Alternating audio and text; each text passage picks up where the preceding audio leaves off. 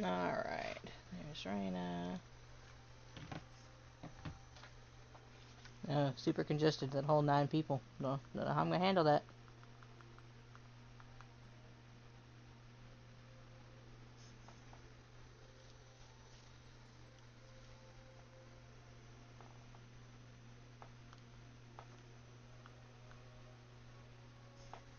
Come along.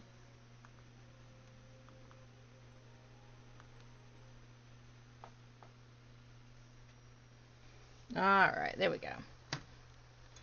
Yeah, story, we should get things like Midgårdsummer. But, before we do any of that, we're gonna go back to Limsa.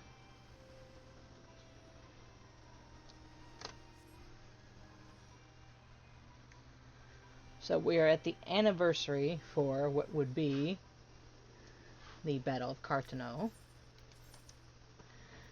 and the end of the original Final Fantasy XIV.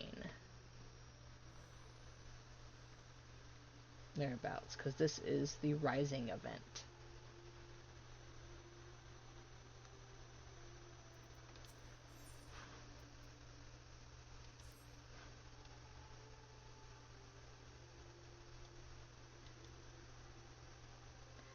If I had done this on my regular account, he knows who you are because I've done the Rising before.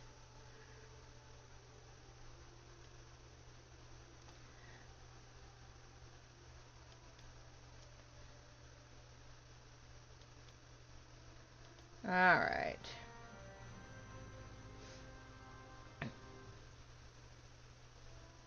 So this song will play in parts anywhere there's a Rising attendant in the 3 main cities. This way we go.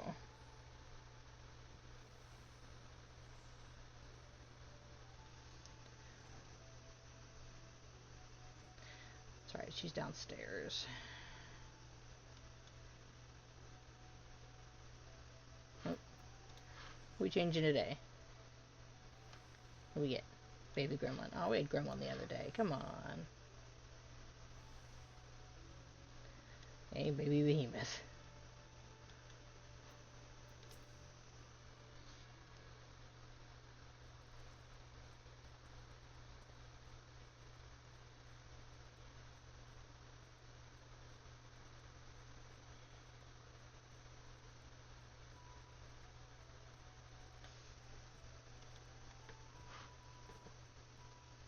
Look at the carbuncle earrings.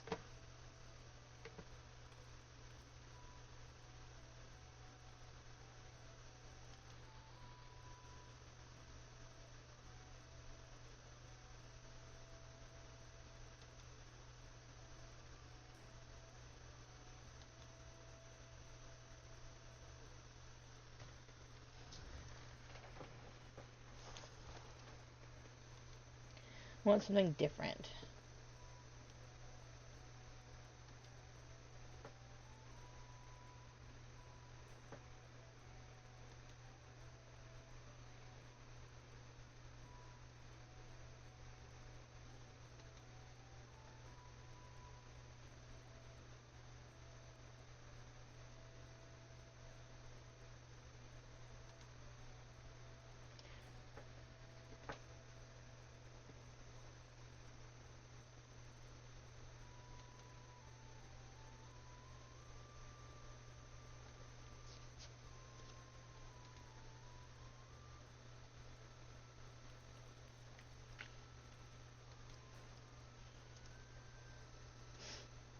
Alright.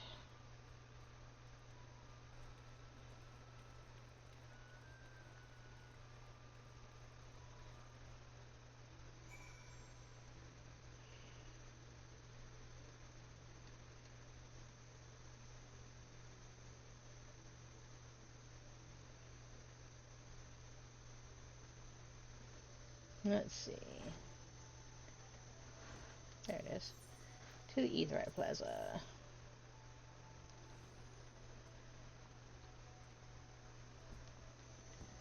Let's see. There she is.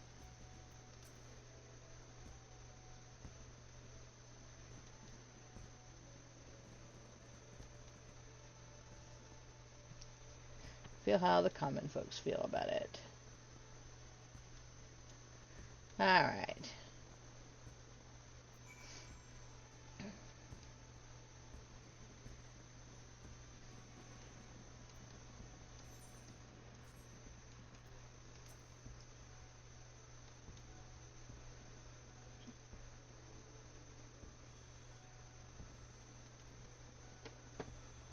Grand companies.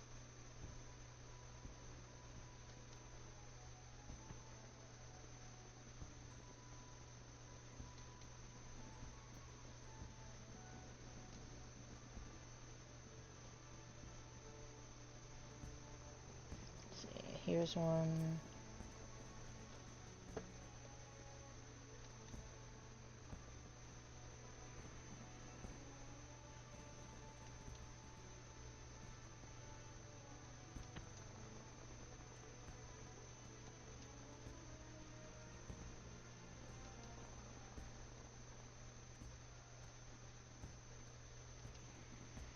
Yep. Alright.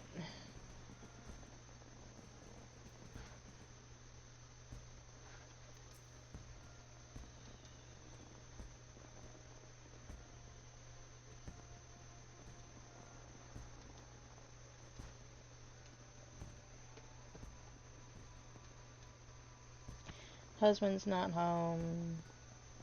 He was supposed to be.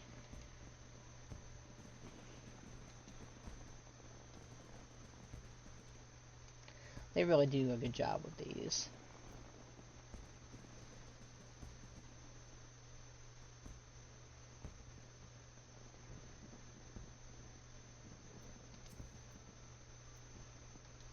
Alright, one more person.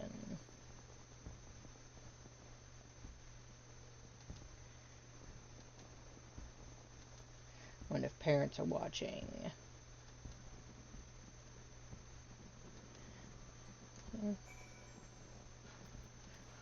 Whee! Yeah, all these crystals aren't normally here.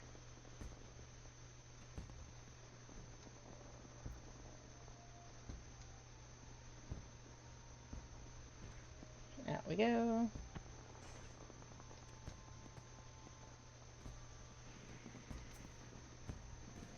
There we go, now we gotta wait.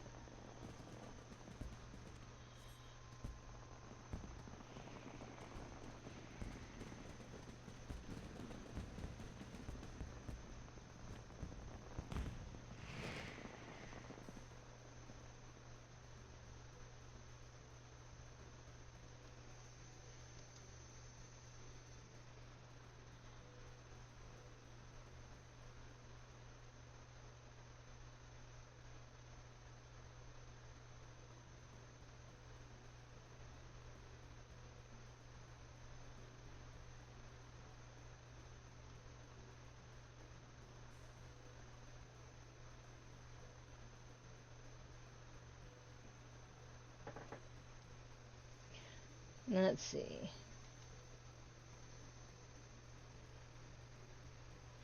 So the rising is supposed to make that better. Let's do hope. That's what a lot of people said.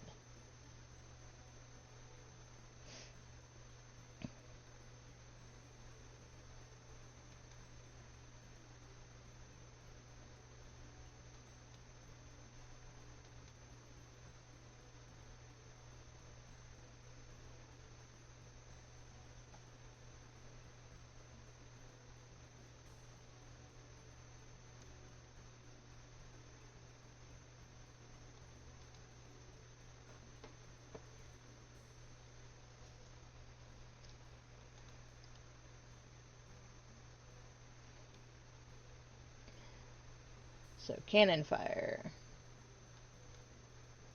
Up we go.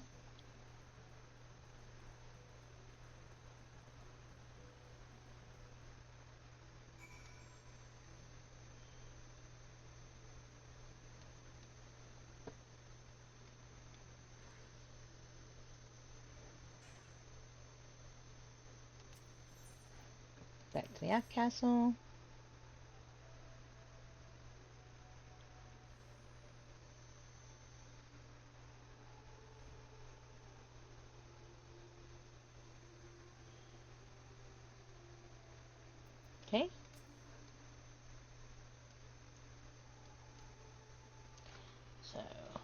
tell them what our idea is.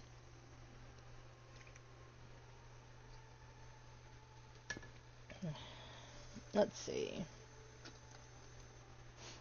Much ado, little time.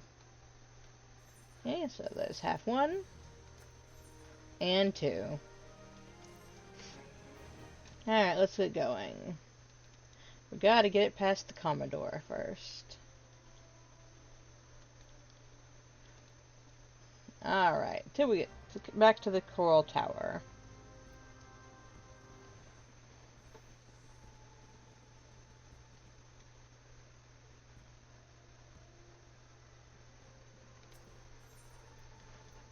Back here.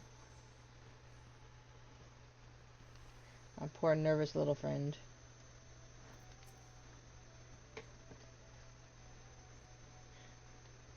Arrested. There we go.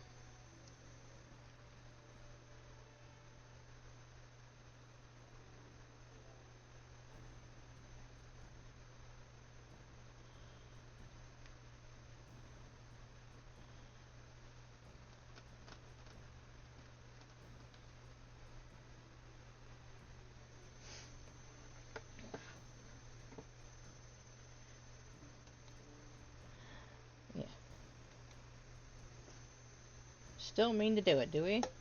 Yep.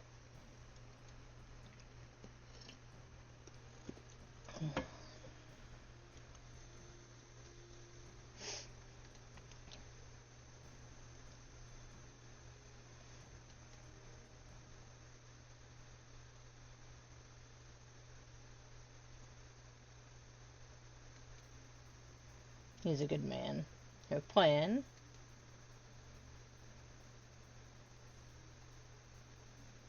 From the Black Sails. Which are the 3 pirate groups.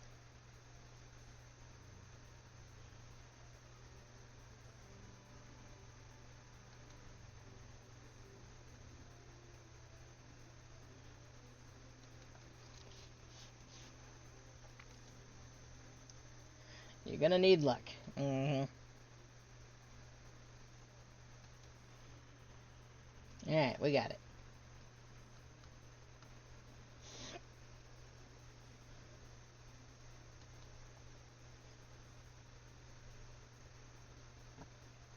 I'm good at causing offense.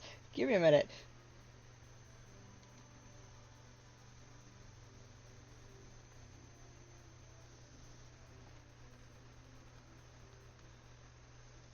Alright.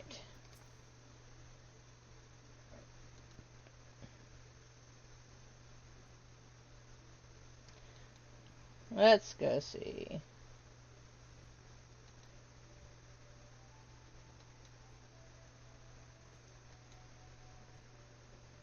Alright, here we go. Gonna go play with the pirates. Haven't had a lot of experience with them as this character. So we're gonna go back this way.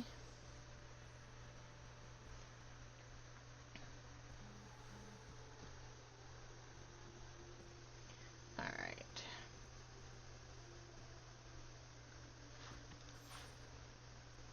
And they're out this way. Wink. Up and over.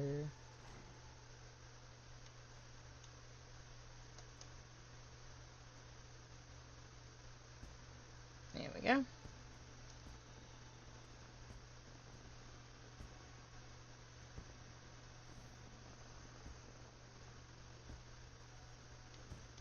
So.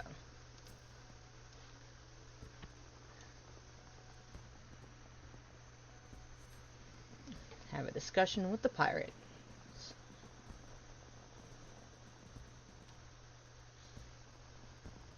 1, 2, and 3.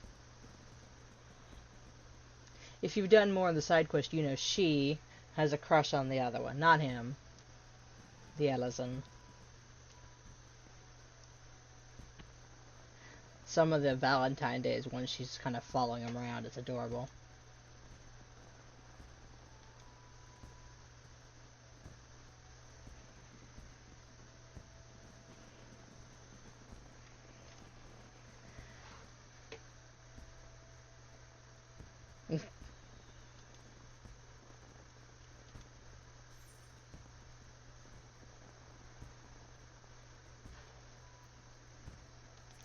Give him a hard time. It's funny.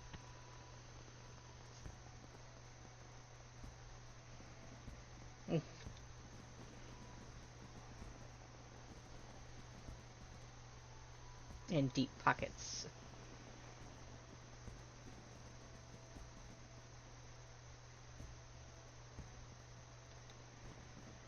Here's his money.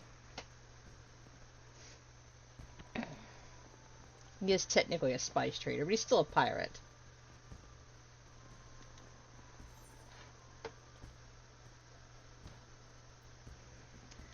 Alright.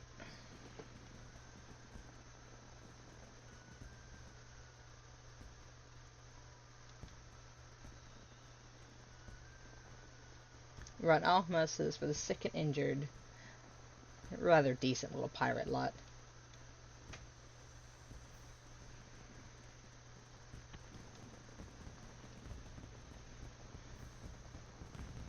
Bring in money for your poor.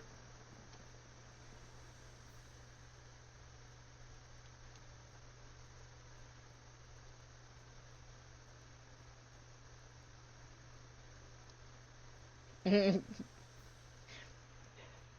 kind of tells on herself there. He's the one who hasn't said anything yet.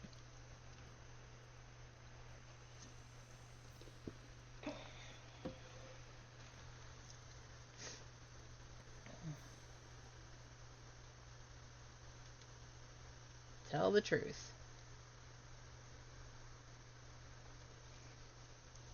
Yet you come begging for it.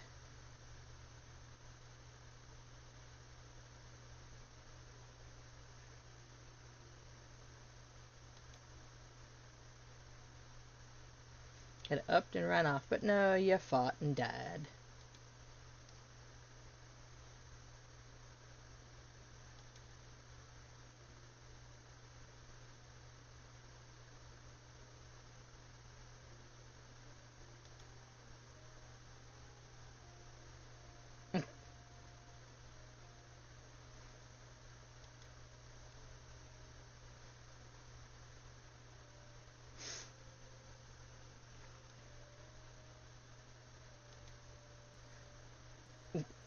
It's so damn cute.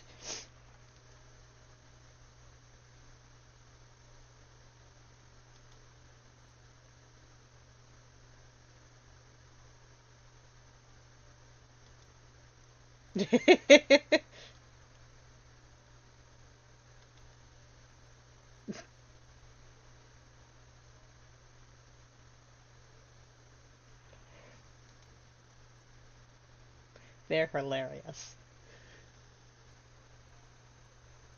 Because neither one will admit that they like the presence of the other. It's a constant thing with them. It's much funnier watching Totaro blackmail the guy. And breathe. Alright. Minstrel has the reward. New beginnings.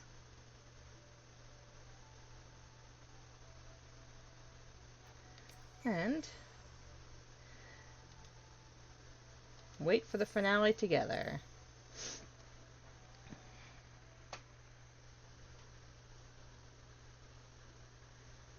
Out the ships go.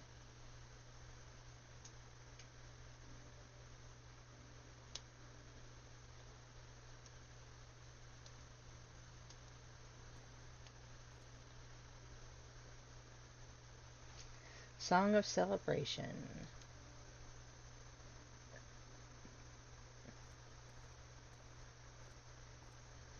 So the Wandering Minstrel is special.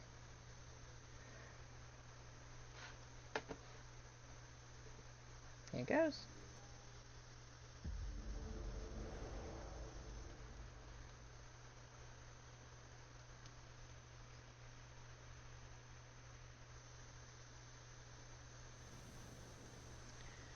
There we go.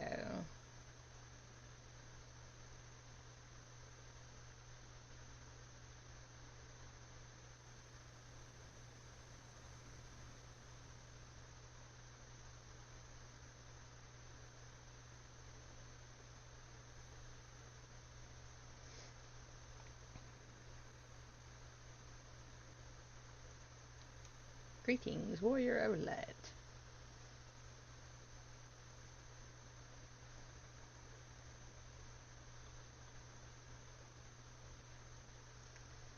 Could be a dream, perhaps, perhaps not.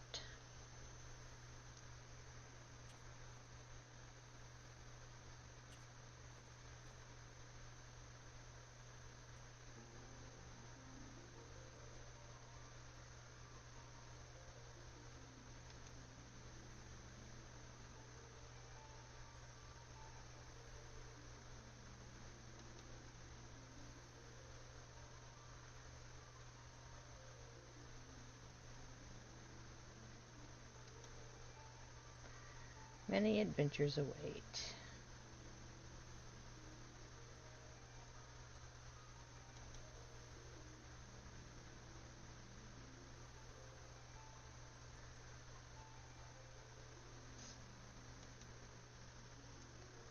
Gift of adventure.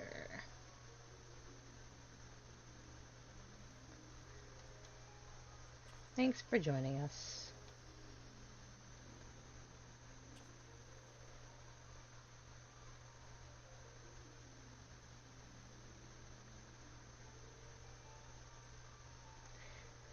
Time to come back to the real world.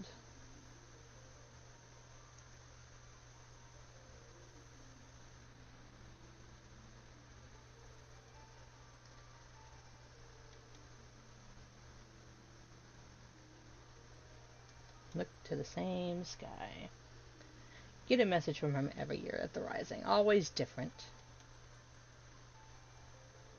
but touching nonetheless.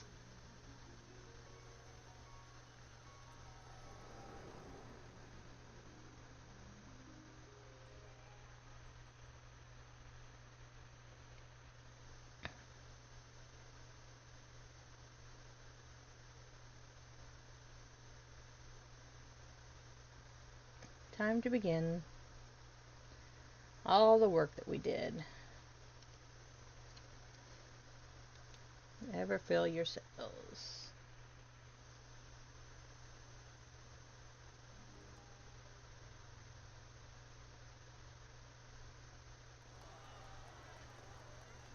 There they go.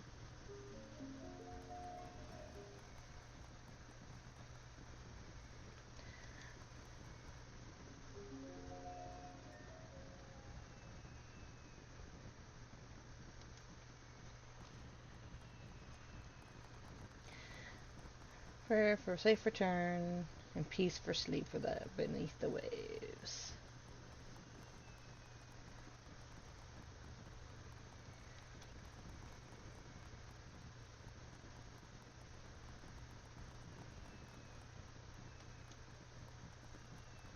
Now, meet again next year.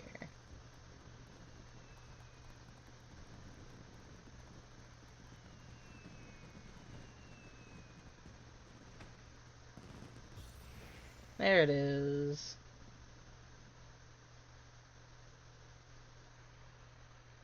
Normally, the Rising doesn't take place in Limsa. It's normally in Ul'dah, so that you want to talk about throwing us when we went to find it yesterday when it dropped, and I'm like, what do you mean it's not in Limsa? It's not in Ul'dah. So you'll see random people running around, but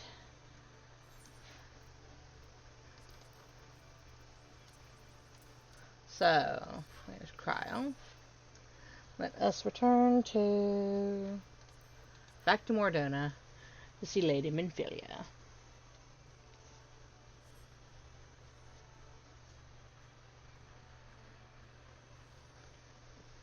I enjoy the Rising event. It's always very nice.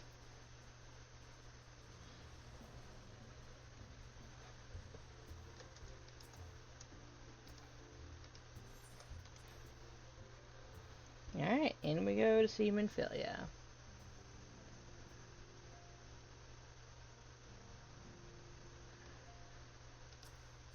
Speak about our discussion with Shiva, who we took out last time.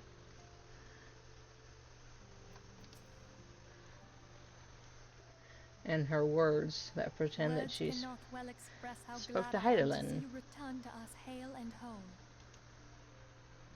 Needless to say, I am most eager to hear your account of that which occurred in Kurthis, assuming you're ready to speak of it. Excellent. I shall summon the others at once. Alright, group discussion. For the very odd events that happened.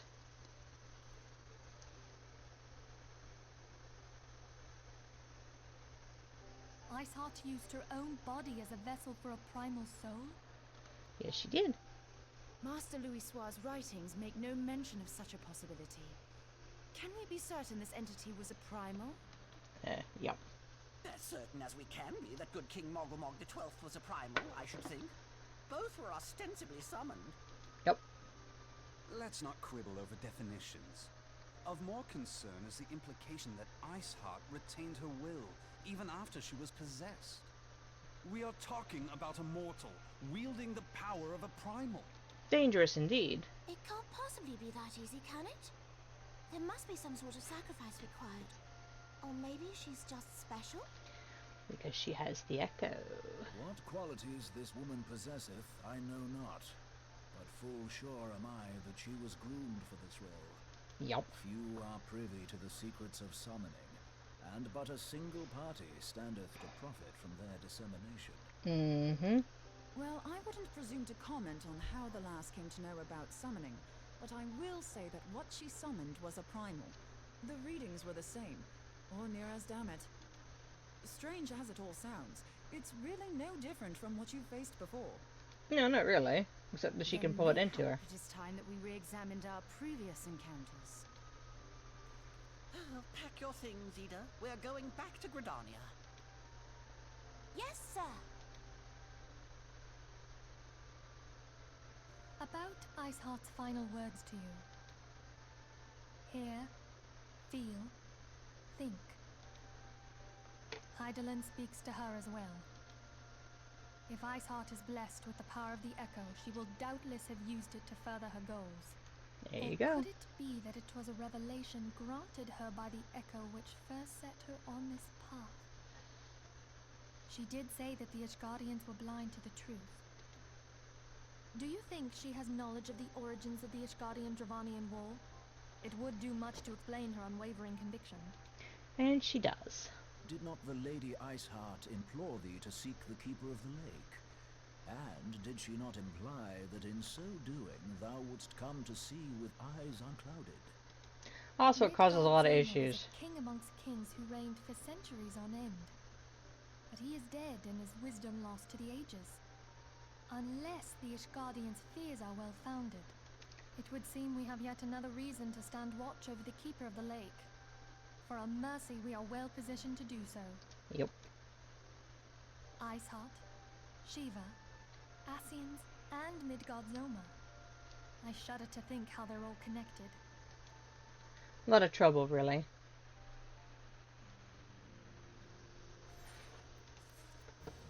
Alright.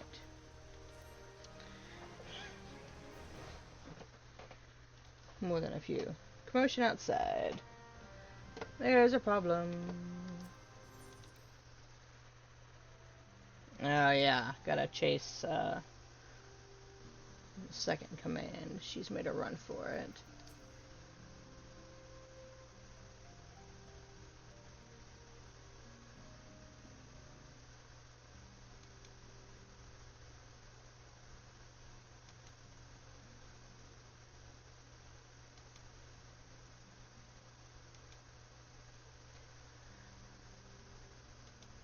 Even as we speak. Off we go. To camp. Blue Fog. I always call it Blue Frog. Ribbit, ribbit.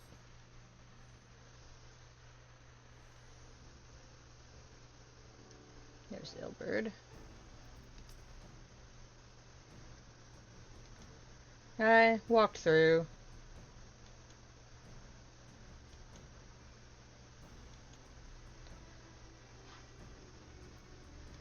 Well, they didn't know any better, of course. Can't be too upset with them. Her fight is a bit of a headache. Let's do that.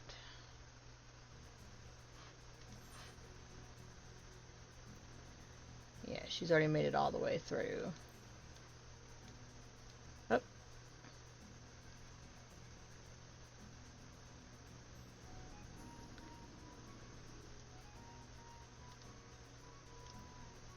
Alright, let's play. She's a bit of a nightmare, really.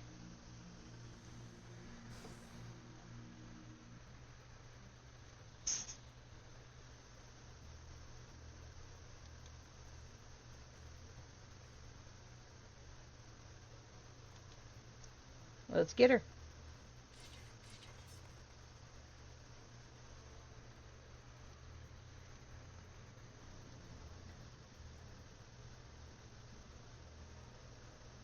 Hey, princess, let's play.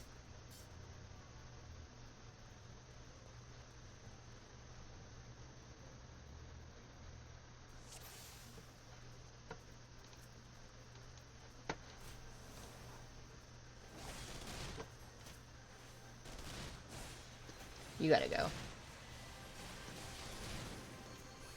Alright, you too.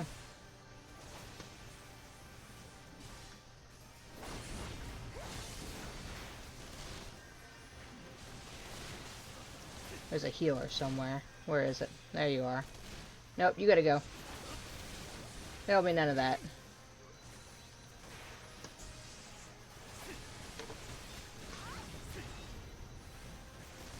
Oh, no you don't.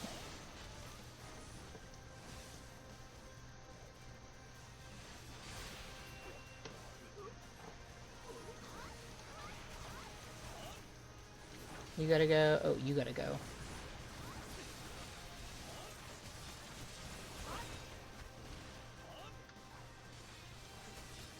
Time to play.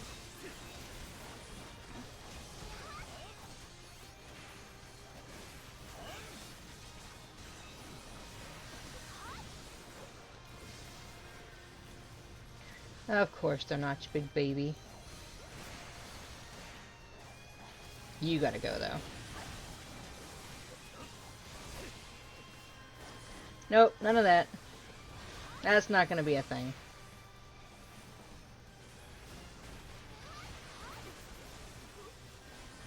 You're not that good.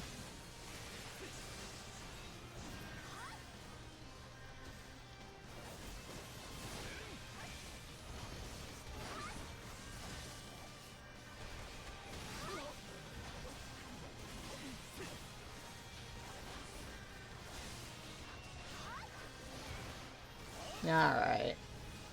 Let's play, shall we? Come here, come get me.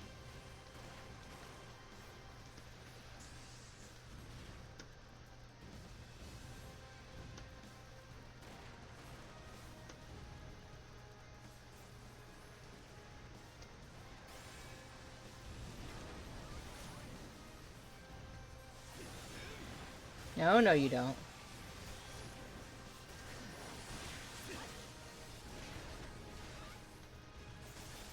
There she is. Ow. Thank you, Gary.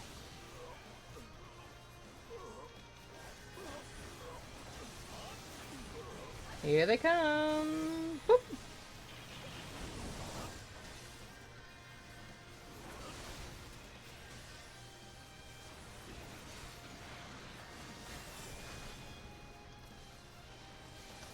Come get me.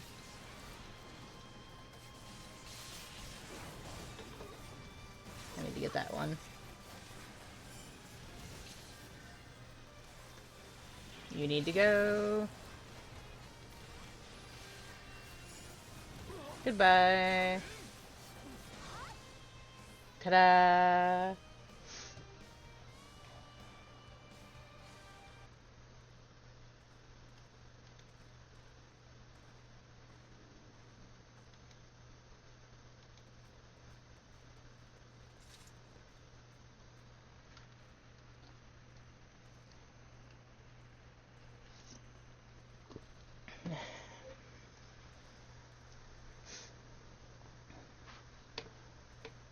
We were better.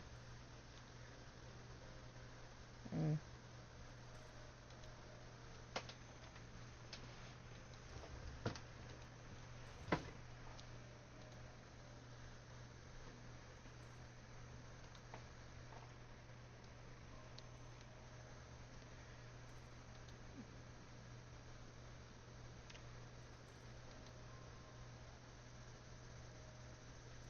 Yeah, you're not the only one. A little more than we had.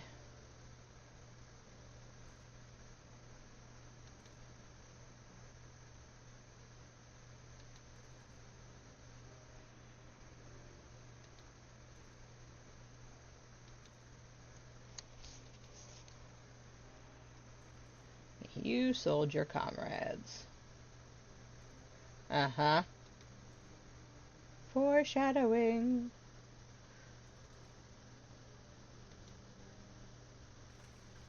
Yeah, you're not the only one who's had it rough.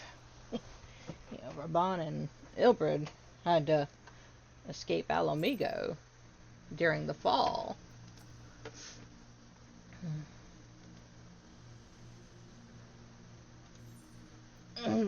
You sure? Well, we'll call it that. Al. I've heard. Truly bothersome business. No, I do not foresee a problem on that front. The main concern is Roban. There is no telling what the brute might do.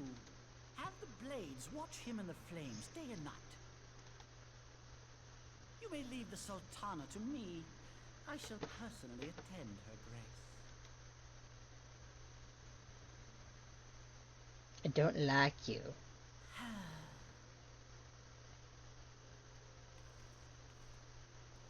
Sever one of the East Aldenard trade routes. That ought to keep Lolorito occupied for a while.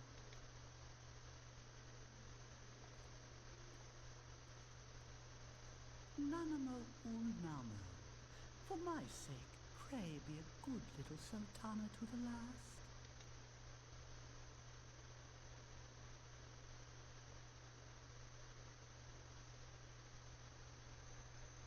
Bastard.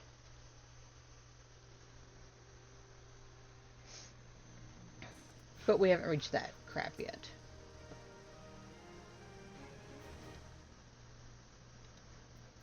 Yeah, you think about that.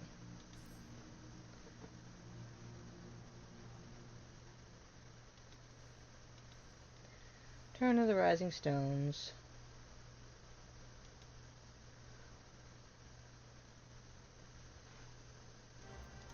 Alright, so we'll return to Mordona.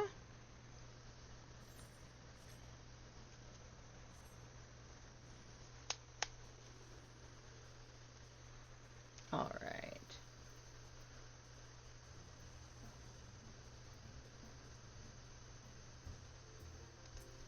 In we go.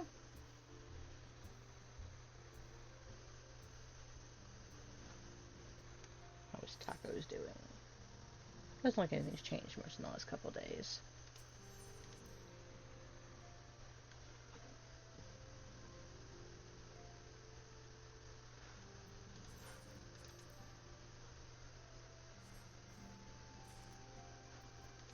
Okay, there we go. Back to Minfilia. Welcome back, my friend. I have already received word from Alfino. To think that Flame Marshal Huayu was the Garlean agent. I know not what to say. Together with Robon, Aline lent us much needed aid at the time of our order's founding. She was particularly passionate about the need to tackle the primal threat. So are We discussed Garleans. the subject, her eyes fairly shone with determination. Whatever else she may have been, I choose to believe that it was her true self with whom I spoke then. But now is not the time to dwell on such matters. Got other stuff to deal with. I have an important announcement to make regarding our effort to defeat the Ascians. We shall begin as soon as everyone is assembled. Alright, and away we go. My thanks for coming, friends. Moonbreeder, the floor is yours. By now, I'm sure you're all familiar with White Auracite, the miraculous material that will allow us to capture Ascian souls. Back at Snowcloak, we verified its ability to absorb vast amounts of ether. Alas, it leaves something to be desired in the area of stability. The stone can only store ether for a short while before expelling its contents. In addition to Orosite's inherent limitations, we must needs be wary of our enemy's strength. They are Asians, after Our all. foe draweth upon an infinite wellspring of power. Even should we succeed in entrapping him, the stone will not long contain his wrath. Meaning that, if we want to kill the swine, we'll have to be quick about it. 'Tis our belief that an Asian soul may be permanently undone, if smitten by a sufficiently concentrated burst of pure ether. The only trouble is, we can't say for sure how concentrated the burst needs to be. Without knowing how much ether an Asian soul is composed of, we're basically guessing.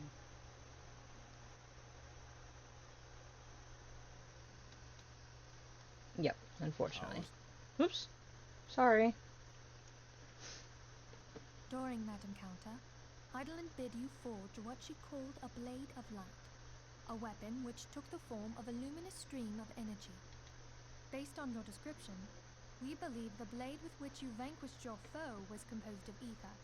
Admittedly, your victory proved ephemeral, as La Habrea was able to use a crystal of darkness to flee into the space that lies between our world and the void. The fact remains, however, that Heidelin placed the means to destroy the Asians in your hands. Be that as it may, it would be unwise to assume that she will do the same when we next encounter such a foe. Correct. Quite so, my lady. We must needs find the means to forge our own blade of ether, one to equal that which Heidelin did benevolently bestow upon her champion. Gotta. That is all well and good, but it seems to me that producing such a blade will require a prodigious quantity of ether. Whence will it come, pray tell? Oh, what if we had two pieces of white orosite? One to trap the Asian, and the other to store the ether for the blade. Oh, nice try. But it's as I said, the stone won't hold ether for any length of time. We'd still need to collect the stuff there and then, sorry to say. And therein lies the rub.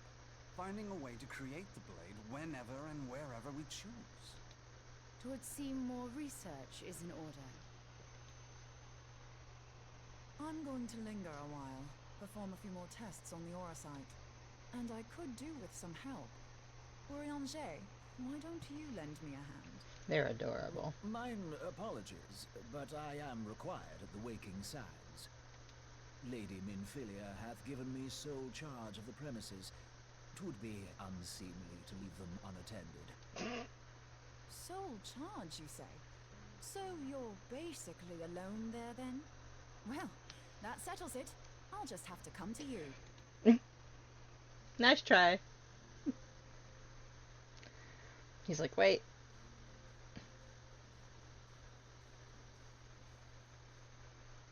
While you were afield, word arrived from the Sharlayan motherland. You will recall that a survey party was dispatched to investigate the incident at the Isle of Val. What they discovered was troubling, to say the least. According to the report, the isle has been erased from existence. 'Twas as if a hole had been torn in the Way to run it up. fabric of reality. Aye, yet the mystery endeth not with the isle's disappearance. It hath come to light that a number of scholars in various other locales were reported missing at a similar juncture. What's more, they all had something in common with the head of the students of Baldessian. Every last one of them was researching a phenomenon called dimensional compression, or the rejoining as the ancient texts call it. I'll be damned if that's a coincidence. All indications suggest Asian involvement, but I sense that a force greater still is at work. The entity the Dark Beings call the One True God. We must pray that my dear friend Kryl regains consciousness soon. If she bore witness to the Isle of Val's final moments, she may be able to shed some light on this mystery. Kryl's adorable. And sassy.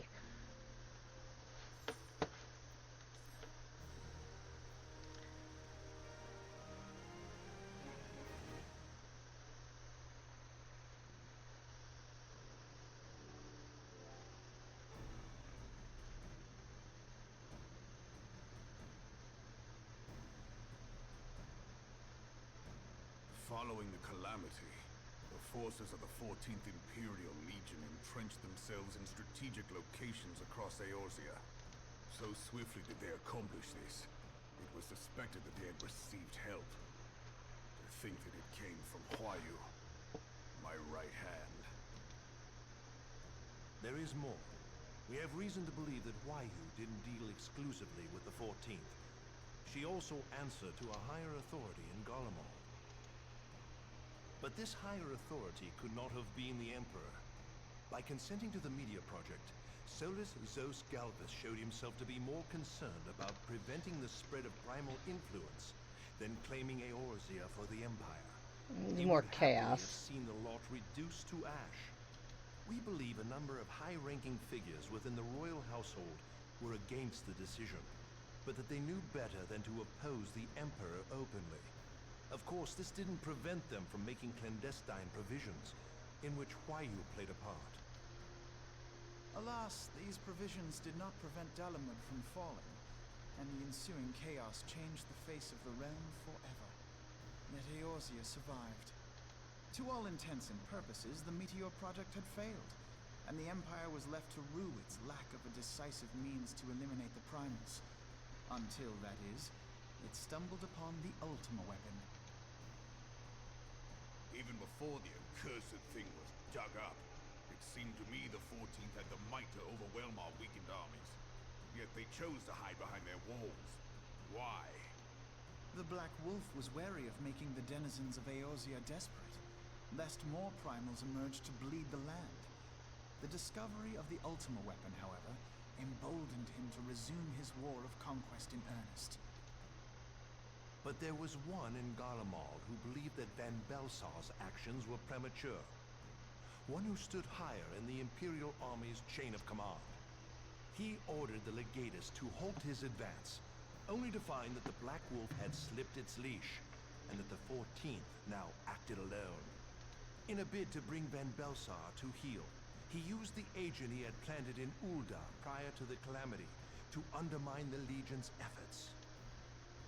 A man who outranks Van Belsar, yet opposed the late Emperor's decision to annihilate Eorzea. This could only be the former High Legatus of the Garlean army, now known as Emperor Voris Zos Galvus. So he was Huayu's true master. But one of several in actual fact. We've learned that even as Huayu served the Empire's interests, she sold Imperial secrets to a certain faction in Eorzea. In so doing, she helped to maintain the status quo, thus prolonging the conflict. Considering who stands to profit from war, it isn't hard to imagine who her other masters were. Seven hells! You mean to say that she was a double agent? Triple, if you consider her services to Van Belsar and the new Emperor as separate. Which they were. As She was neatly busy. as these pieces seem to fit, one aspect of the puzzle remains unclear to me. By whose will was the Marshal feeding intelligence to the heretics? And try as I might, I fail to see how aiding their cause would profit either her Imperial or Monetarist masters. Could it be that another hand is at work here? If so, Huayu must be made to reveal whose it is.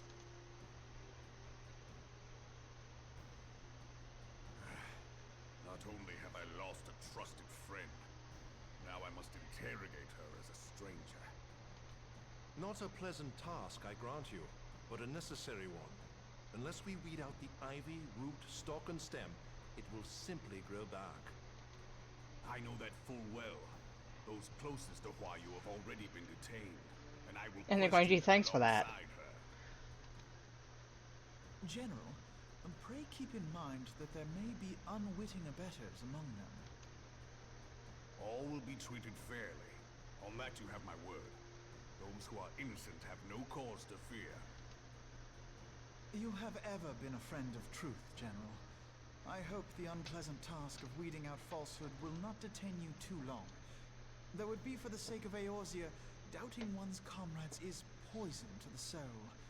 And with that, I take my leave.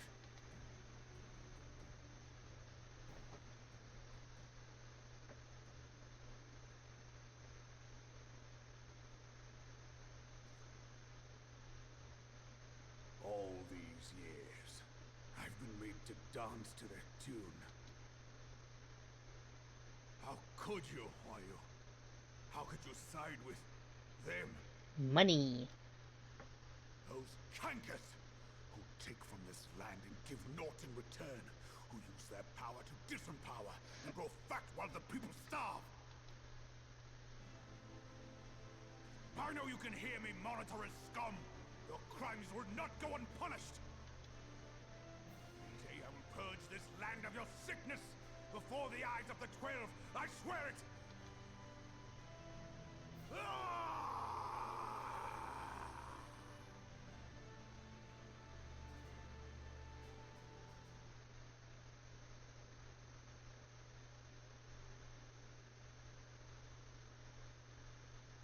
I shall have no further need of you this day, Your Grace.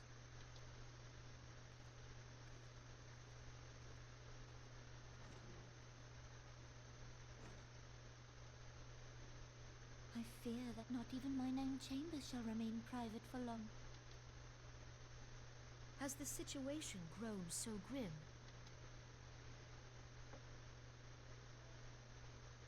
Ever since he proposed the Cardinal Reclamation Bill, Teleji Adeleji has risen to greater prominence upon the backs of impoverished refugees.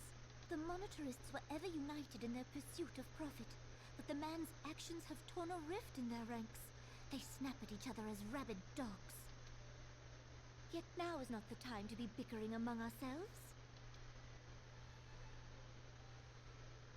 If this bickering is a threat to law and order, might you not have grounds to dissolve the Syndicate? Would that the solution were so simple, Admiral. Alas, my moving to dissolve the Syndicate is certain to spark outrage among the influential merchant class, whom the Cabal represents. This would serve to exacerbate the current unrest, and peace would slip still further away.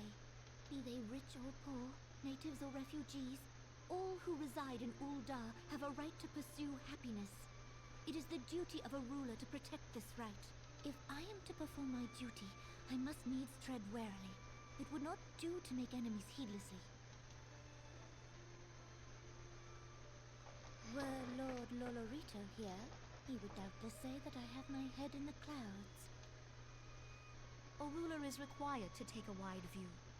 Try as we might to cater to all needs, some will inevitably be overlooked. As such, there shall ever be citizens who feel aggrieved.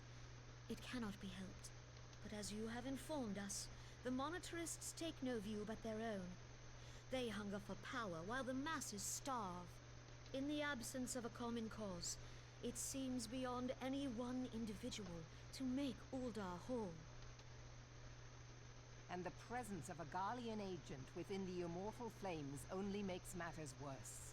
Even accounting for Uldah's historic reliance upon mercenaries, such a grievous breach of security is unprecedented.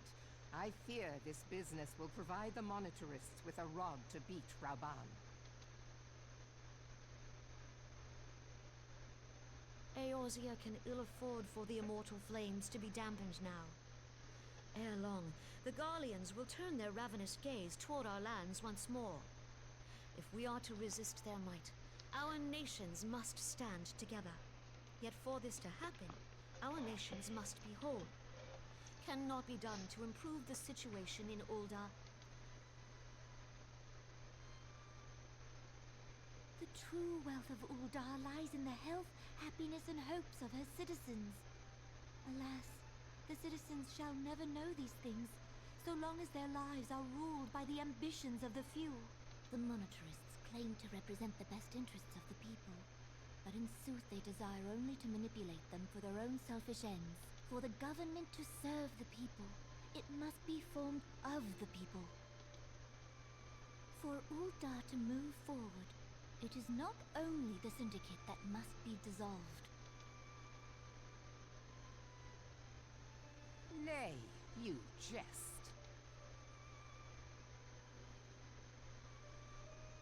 My friends, it was for no other reason than to make known to you mine intent that I requested your presence here.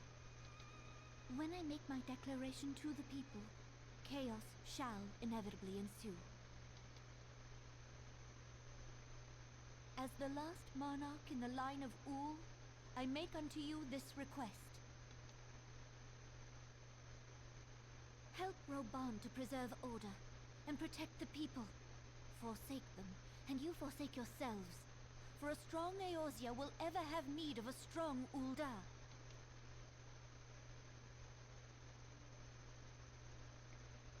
Your Grace, are you certain of this? There is no other way. When the time is right, the nation shall become a true republic. Both royalists and monetarists shall cease to be. Ul'dah will no longer belong to kings or queens or merchant princes, but to her people.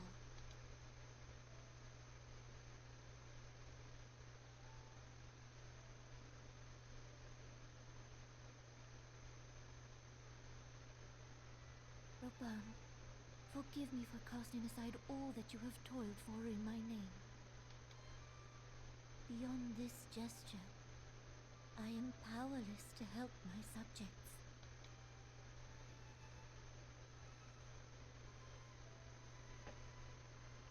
She tries so hard. The monitors make it rather difficult on her. Alright. Next.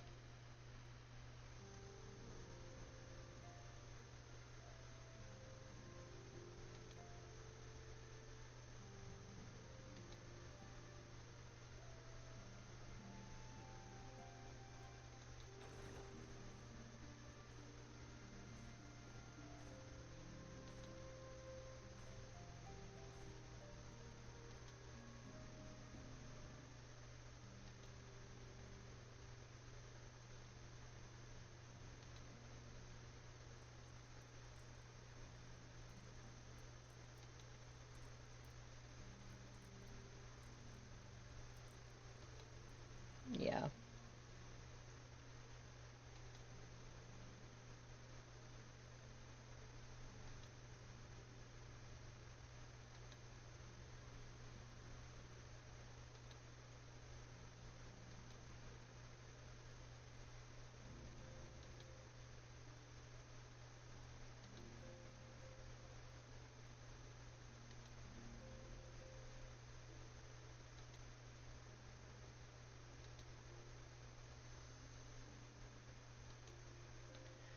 Yeah, let's go babysit Ul'dah.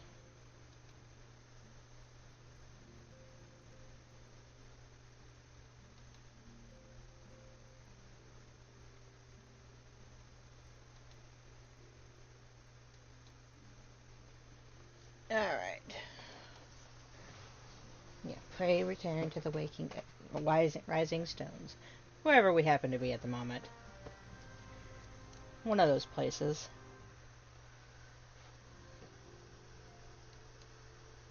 Let's see. We can...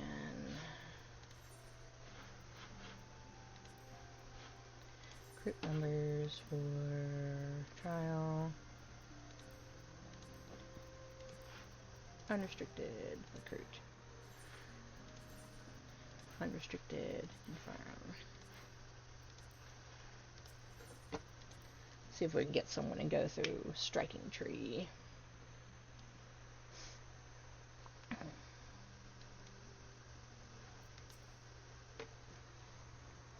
Keep that up so if someone shows I can see it.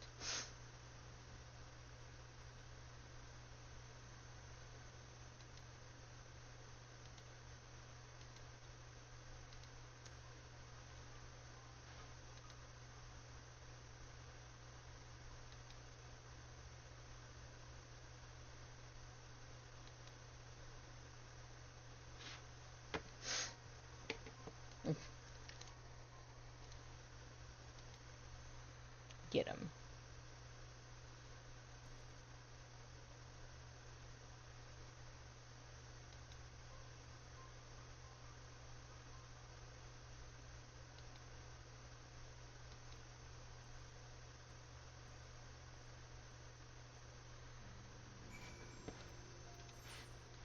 And this sends us back to Camp Drybone.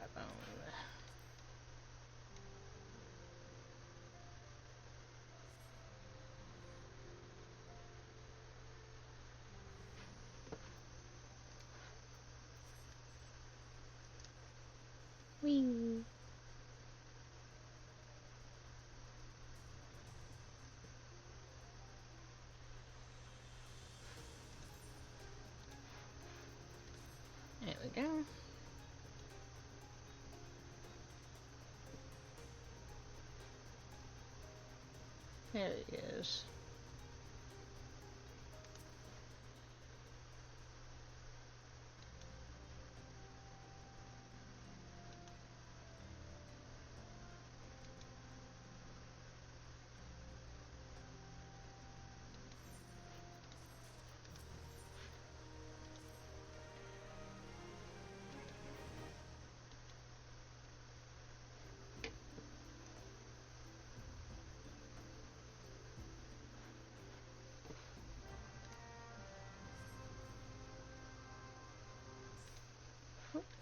Hey.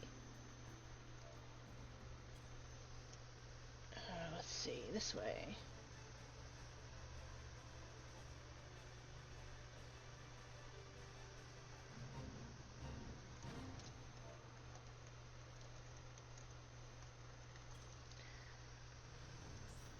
Yeah, well, now I know I am. Alright. This is Striking Tree Extreme. Drink.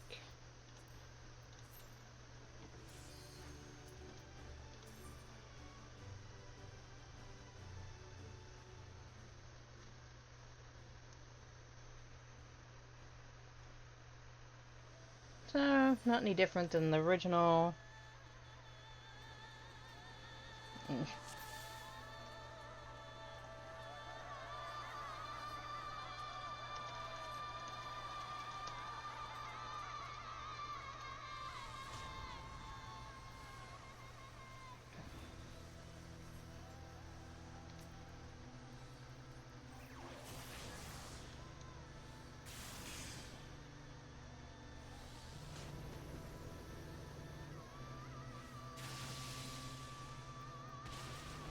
Ow.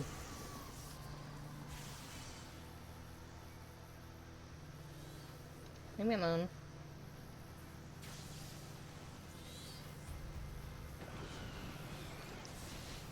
I may survive it. Oh, good.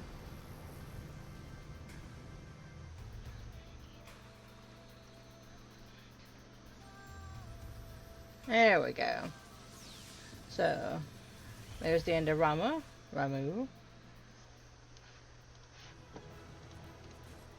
Oh, just left me all the things. Okay, day. So, there's that done. There's Ilberd.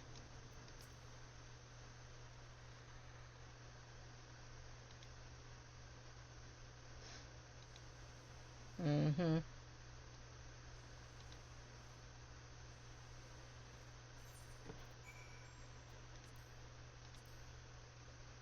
I'll report that to Rianjay shortly.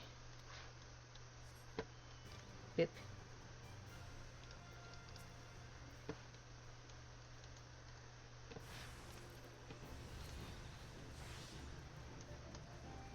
Except for you. It's going to hurt for you in the long run. You just got kicked in the face by a chocobo.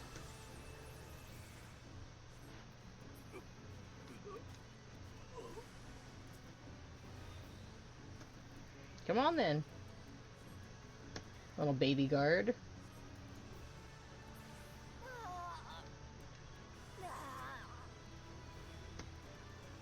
Does it? Oh, you're the head bodyguard, are you? That didn't do you a lot of good.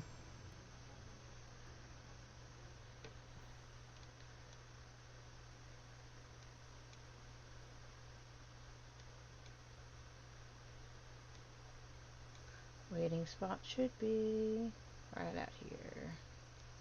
There it is. And it was close.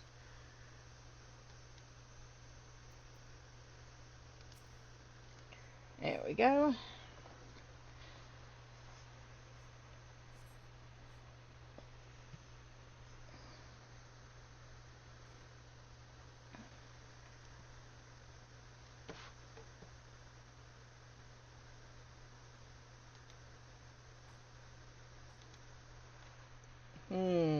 Yeah, nothing suspicious about any of this.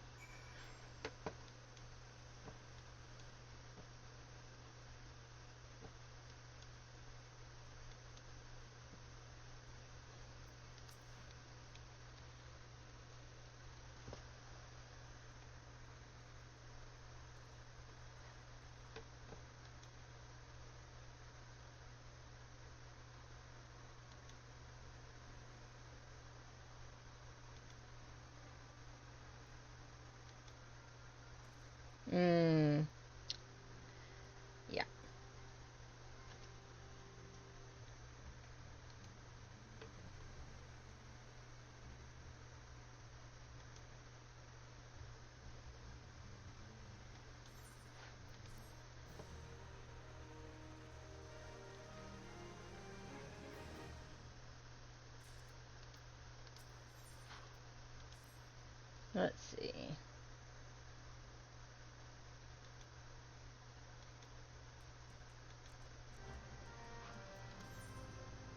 Well, let's go this way for now. Do this. Oops, oops, oops, oops, oops, oops, oops. Take them with you, Sarah Beth. Don't do the thing. I've totally done that before. And had to come all the way back. And that was back before we could fly. And I had to walk back down here. I was not happy.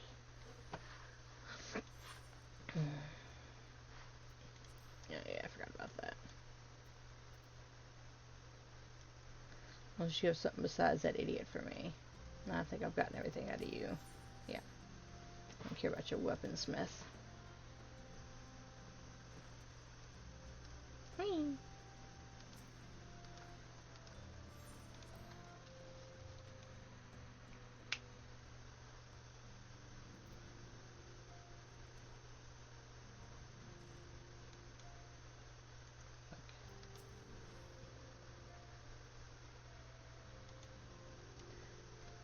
Alright.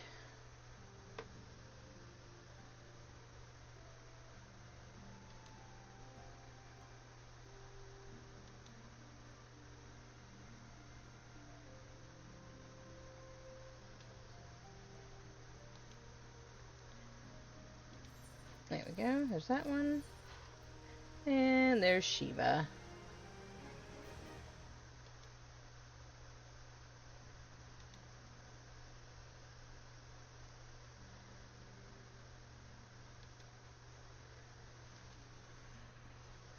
Okay.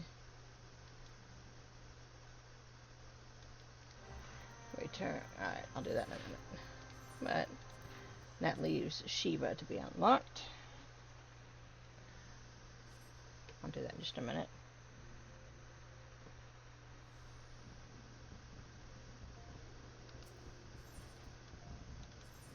I want to say he's in here. Good enough.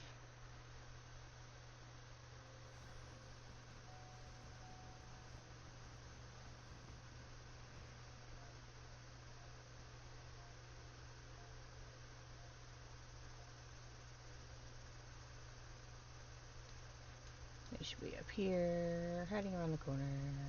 There they are. Hello, Wilred.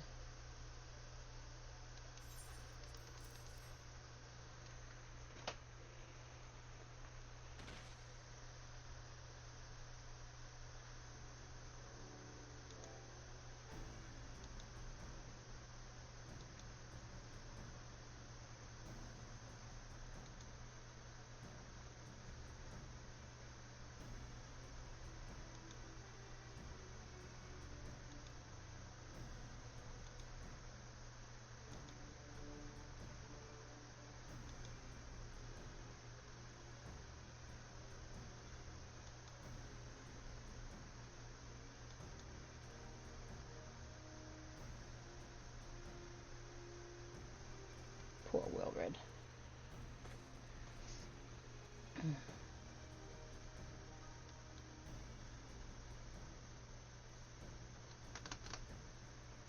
Well, yeah, it's a little hard to hide that I was involved.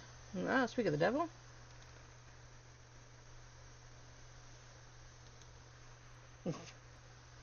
Good, you didn't hear me in there anyway.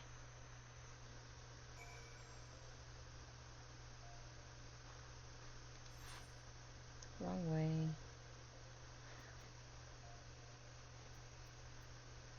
I'll go back the way I came. Be much faster.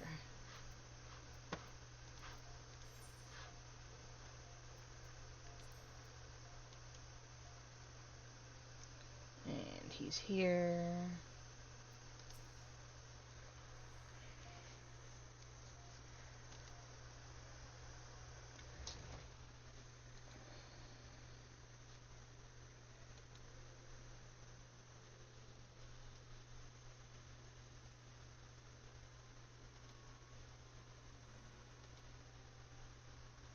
Nope.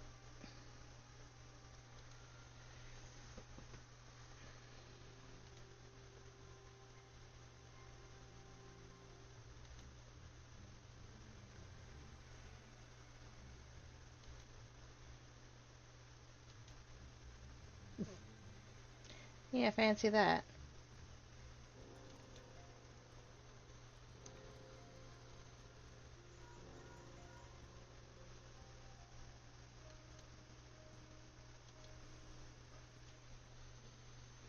Which is why I haven't gone back to Shiva yet.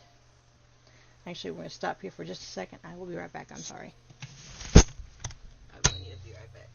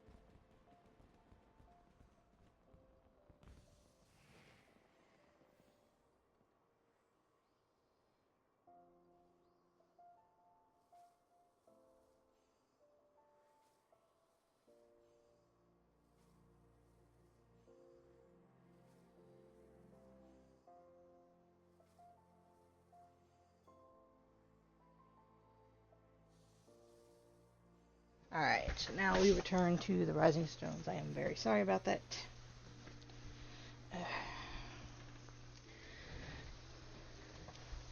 But we return to the Rising Stones. That's the reason I haven't returned to Ishgard yet.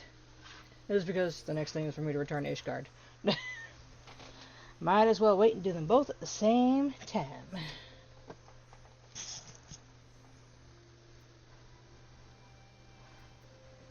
In we go.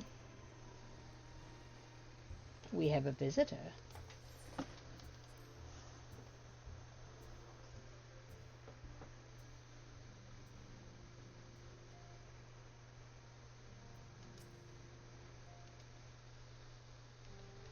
Termin lady. There we go. In we get.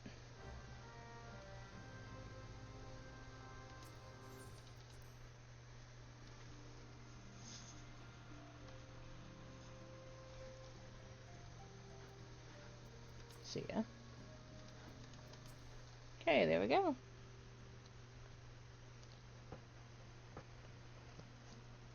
We have a guest from Ishgard who wishes to speak with you. Hey, buddy. I believe the two of you have met. We have. I had hoped to speak with Commander Leveilleur as well, but I cannot afford to wait any longer. The Lord Commander sent me hither to request your aid in a matter of grave import. Alright. You Dragon see fight. now why I had Tataru summon you. Now that we're all assembled, perhaps you would be good enough to elaborate on the nature of the matter which brought you to us. The Observatorium's astrologians have sounded the alarm. Last night, the Dragonstar burned with an intensity not seen in 15 summers. Not since the Dravanians engaged the Empire in the Battle of Silvertear Skies. The northern sky doth burn full bright upon the Wormlord's call. The red behemoth beckoneth, and flame consumeth all. Correct. The old Curthan Ram, aye. The brightening of the Dragonstar is said to accompany the roar of a great worm. The astrologians believe that it was Midgard Soma himself who cried out on this occasion. After an absence of centuries, the King of Kings did return to lead his kind against the might of Garlemald, only to fall in his duel with the Agrius. He's fascinating, Midgard Soma. Devoid of life, his corpse remaineth entwined about the Magitech monstrosity, even unto this Well, sure. So we'll go with that. Has the right of it. Whatever this alteration in the Dragonstar portends, the great worm has shown no sign of life. Tataru, have the Domans reported aught out of the ordinary?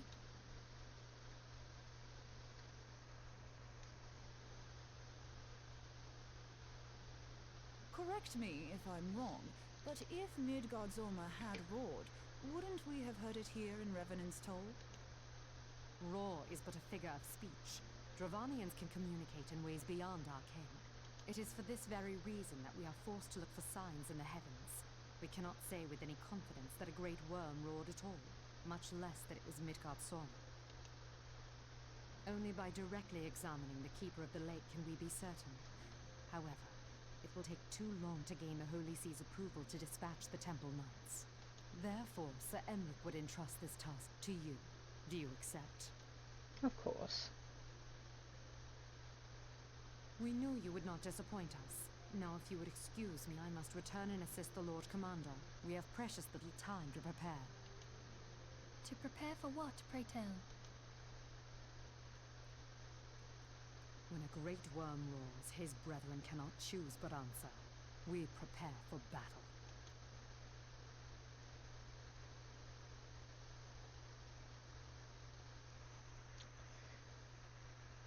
An ugly one, too.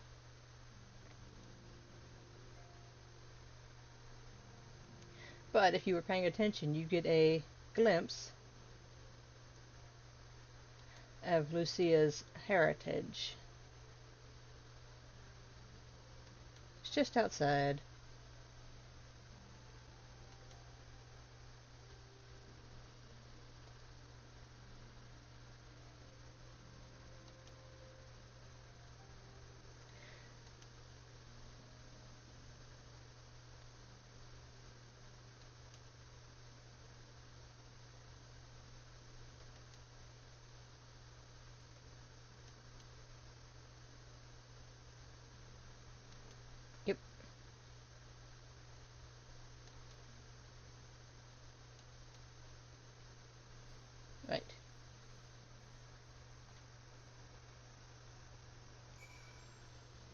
Alright. So this isn't the one in Ishgard. That's coming, though. It's after Midgårdsummer. Makes sense. You got to go talk to the worm first. Then go out and help defend Ishgard. Oh, I gotta fix that.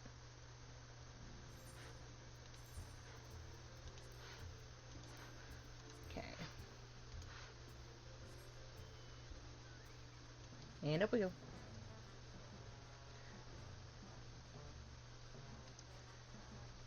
Dragon is huge, by the way.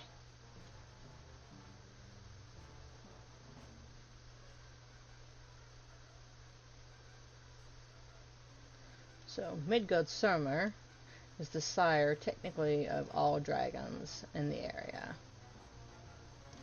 On the star, actually. He brought ones like Bahamut and Hraesvelgr and Nidhogg with him.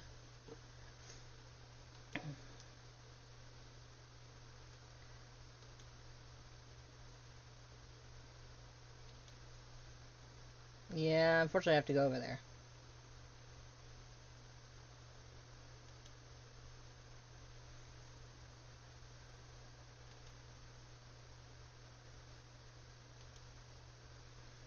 Yep.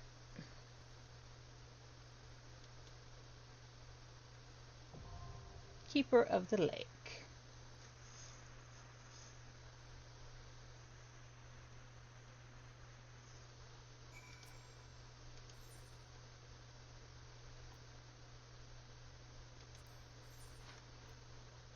Keeper of the Lake is next.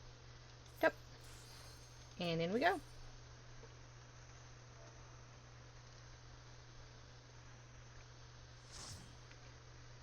It's another one they had to change the final battle for and some of the others for NPCs, but it's a fun dungeon. He did say the Garleans were here after all. Yeah. He's wrapped around this ship. He's that big.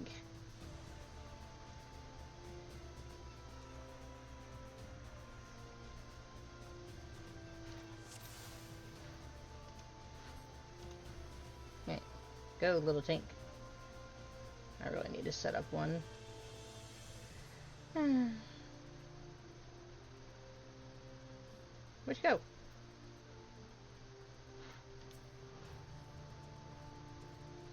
Thanks for waiting for that to go off, I guess.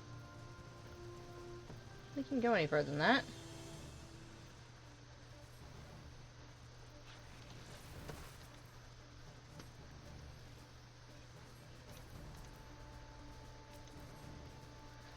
Go.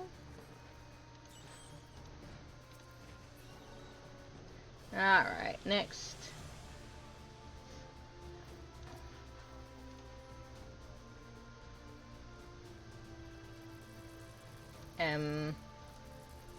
That's not how that's supposed to go. Leave me out of it.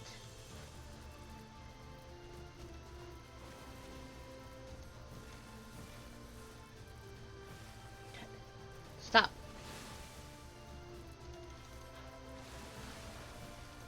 Okay, what did you do, dude?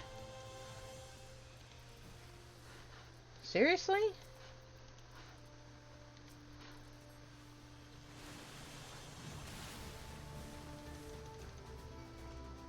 I am working on it. Okay, I can only do so much. Yeah, I don't know why you guys are doing that now. What did you do that you died so quick? Didn't get out of the AoEs in time, did you? Why are you so squishy?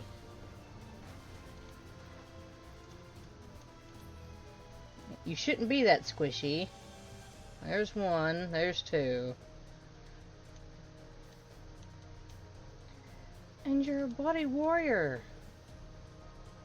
That really throws me.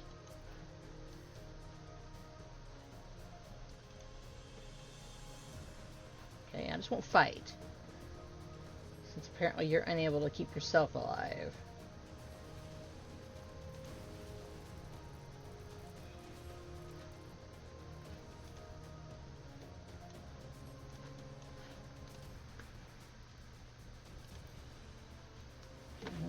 do that, are we? Alright. The next thing's the boss. You can't take him with you. Please don't take him with you.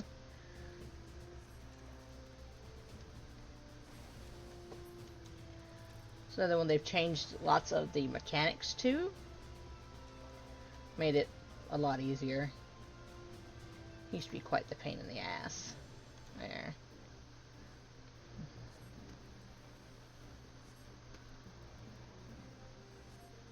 Alright. Rude.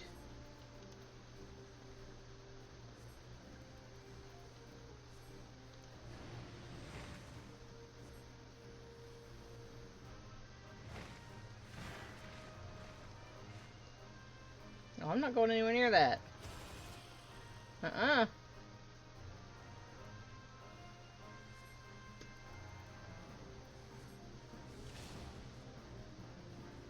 Time to go.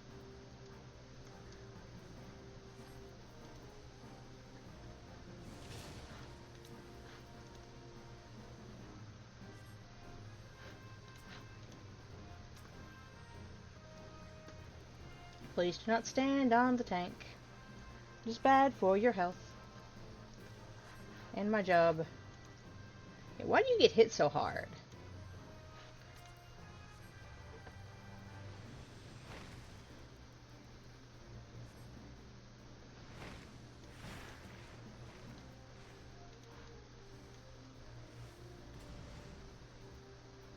Nope. Time to go.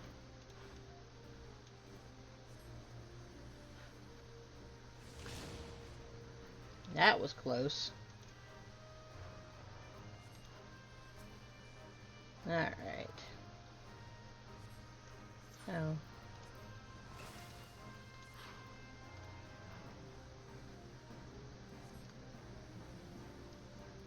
Here they come again.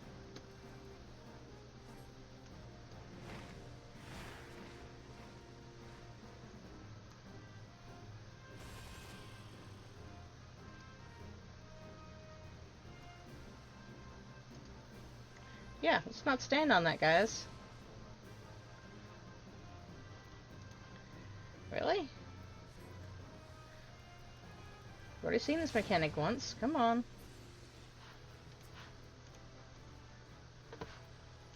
Oh, whatever. Now that I can clear everything. I did go through, after we got off last time, and finish the hunts for the Maelstrom Part 2, at least. And that allowed me to be able to turn in gear. You wanna go? How long are you just stand there? Come on.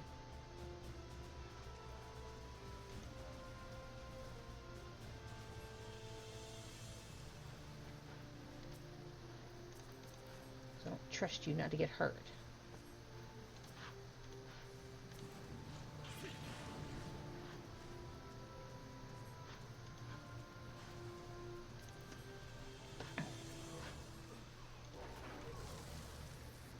Alright. There should be a key get dropped.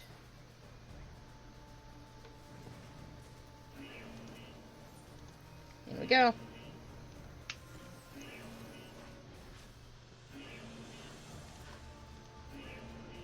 Alright, go. Go! You know, I set things on you. Make sure you have healing things, and then yeah, wait for them to go away. Ain't fine. You're an idiot.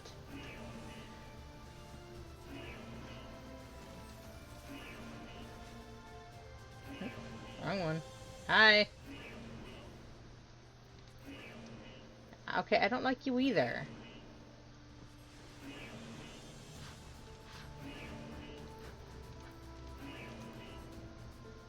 Rude.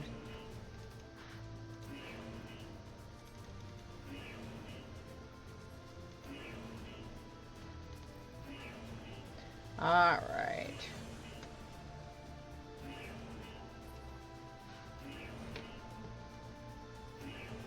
Now to clear this half.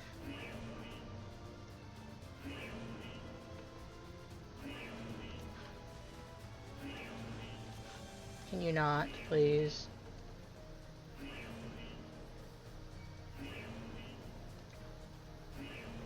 It's gonna hurt in a minute.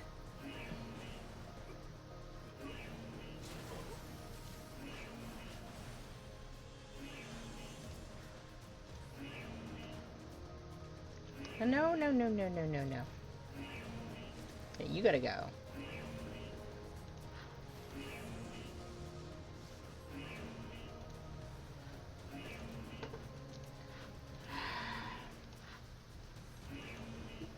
There we go.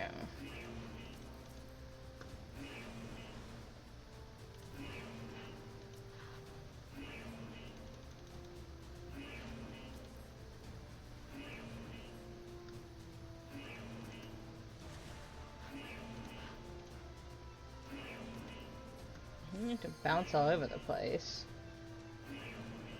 There we go.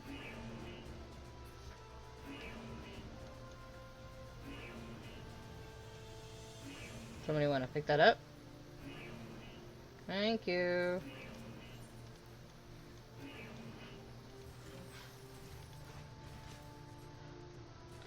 Alright.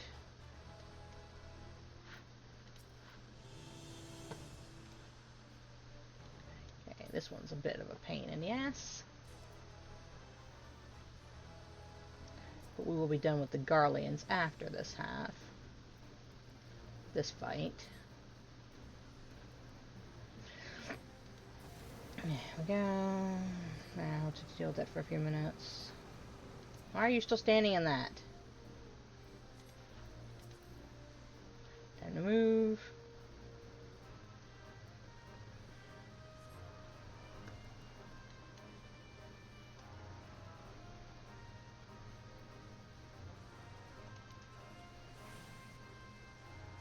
Time to move.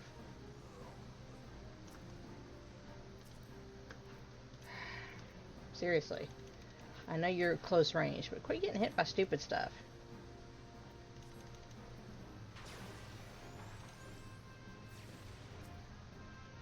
Alright. Do not get back in that. Made the same mistake last time. Come on now. At least learn from them.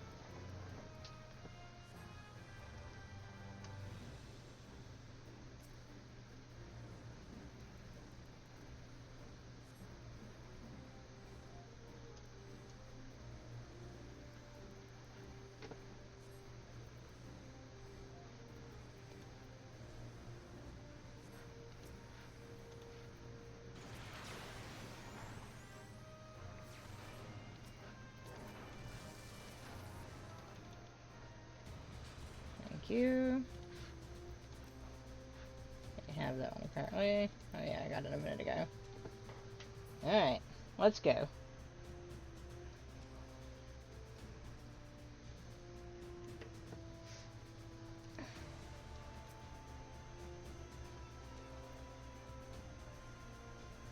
Yeah.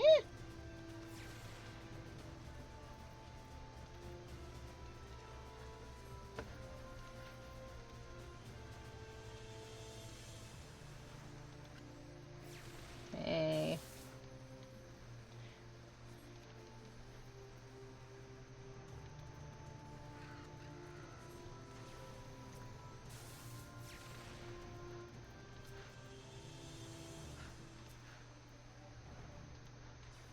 Alright, up we go.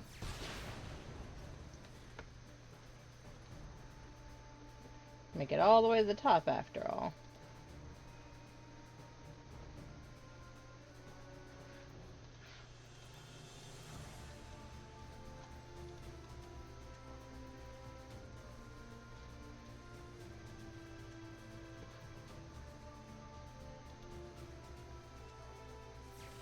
You have to go all the way to the top?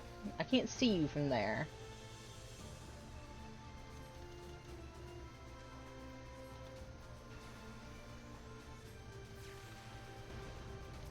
Why are you getting creamed? Get up here.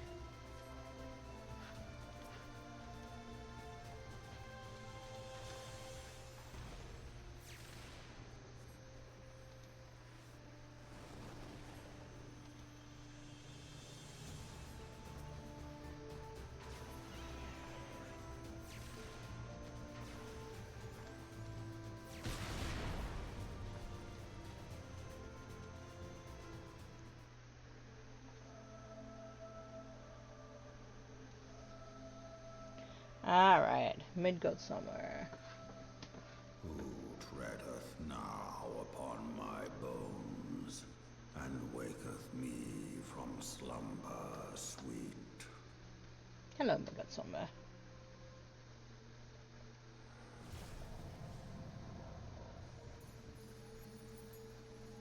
He is an ancient, after all.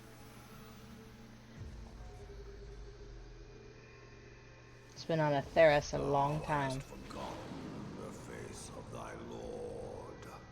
Remember, mortal, and fear me. Dude, you're super dead. Now we're fighting his ghost. Because why not? I guess.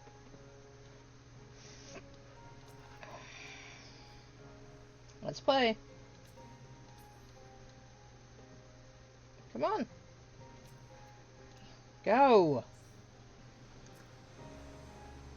Alright. Used to be a lot more complex. They fixed a lot of the issues so you can come in here with NPCs, because the NPCs, they're just not that smart.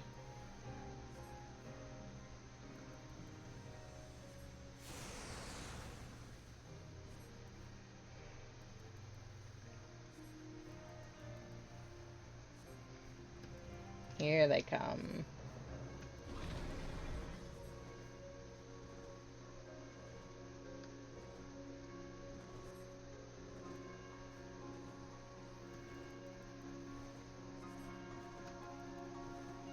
So you can't be in the middle of that, or in the middle of those. Because they're about to go down the sides too. See?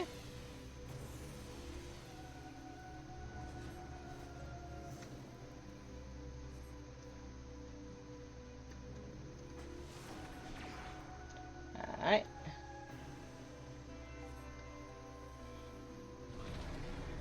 Okay, he's facing that way. Ooh. Way up front. Okay. Max, you're about to get bitch slapped.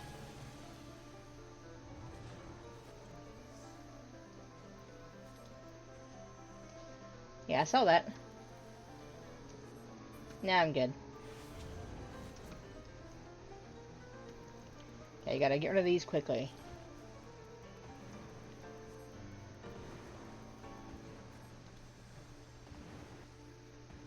Okay, out. It's more of a hokey pokey thing now.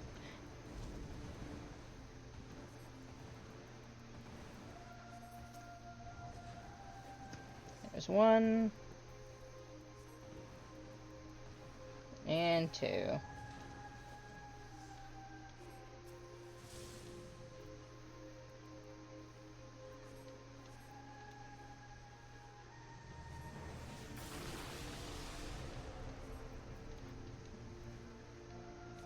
Yep.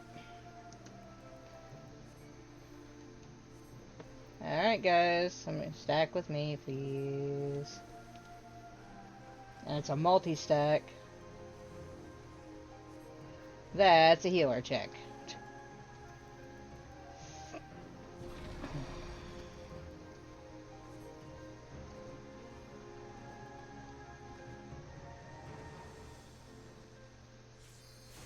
Ow, that's gonna hurt. Yeah, I'm not the only one who ate it. Crap.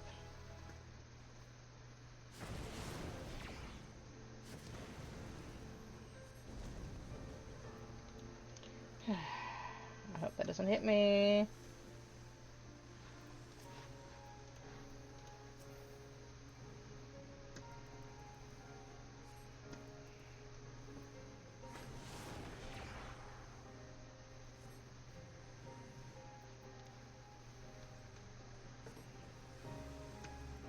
Here they come again.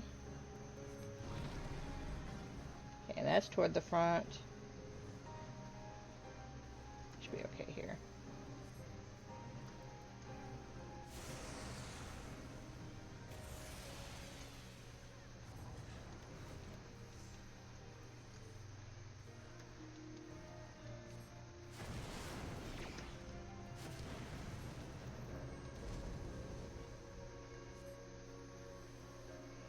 go. Why didn't you use the... Alright. So...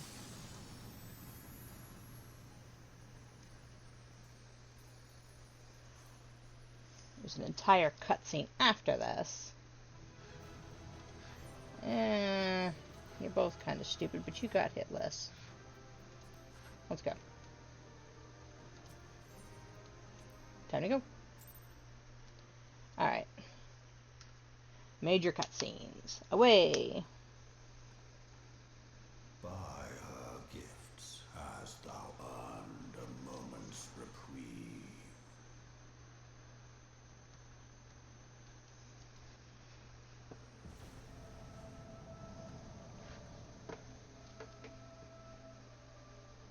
Speak, mortal, and I shall listen.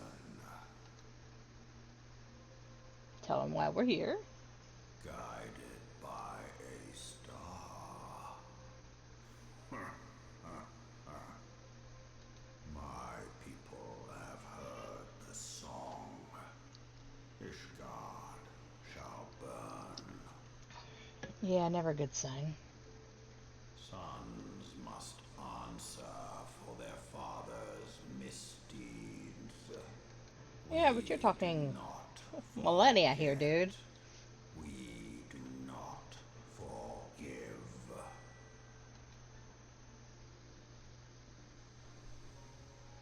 Seven children did I sire. One now singeth of retribution. I rise to join in the chorus. Thou art powerless to silence us, mortal. Yet thou shalt not live to labor in vain. Thy reprieve is at an end.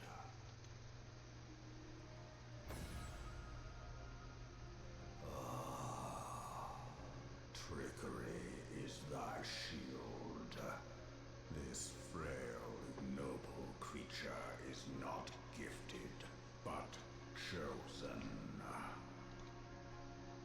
Hearken to me, Hydaelyn. I remember, and I consent. Fear not, mortal. I shall not harm thee. No, but you are a tricky bastard.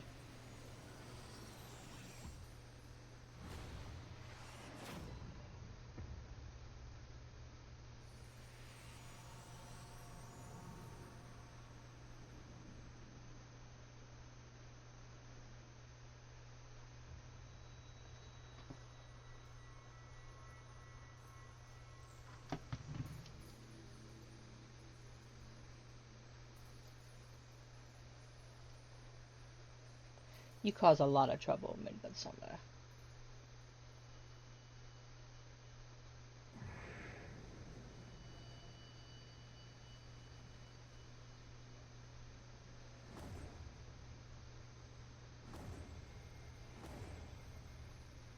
I worked hard for those.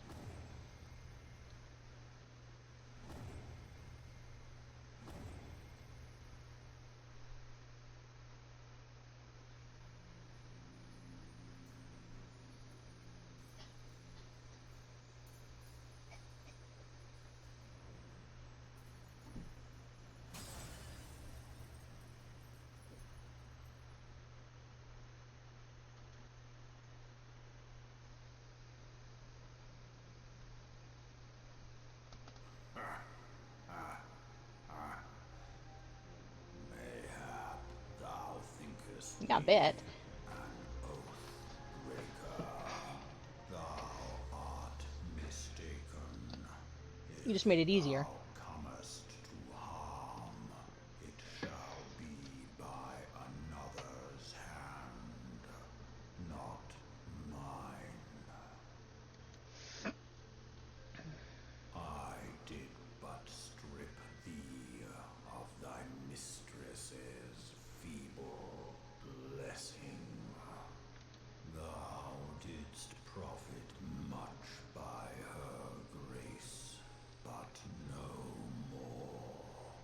took the blessing of light.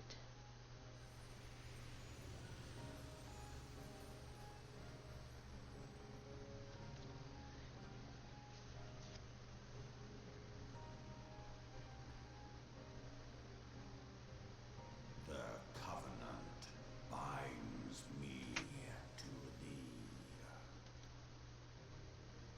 I shall watch, listen, and wait. Fight and struggle, if it be thy will. Man hath ever coveted that which lieth beyond his grasp.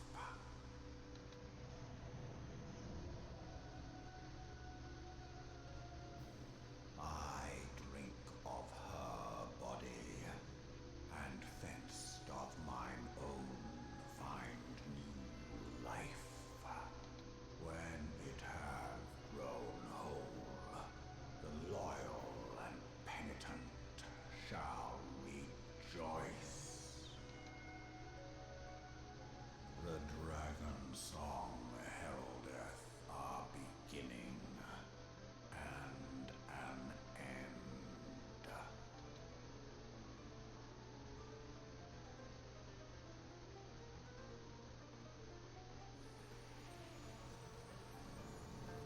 Fan. Be that way. So.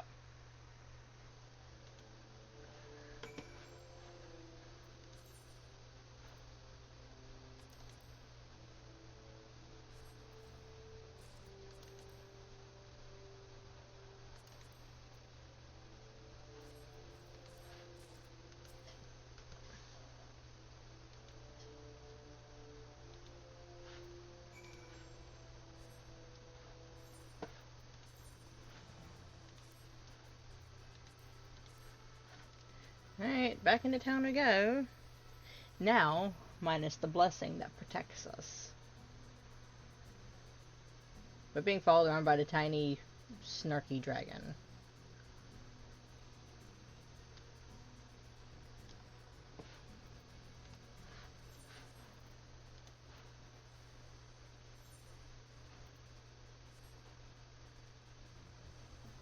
Wonder why. I'll check that in a minute.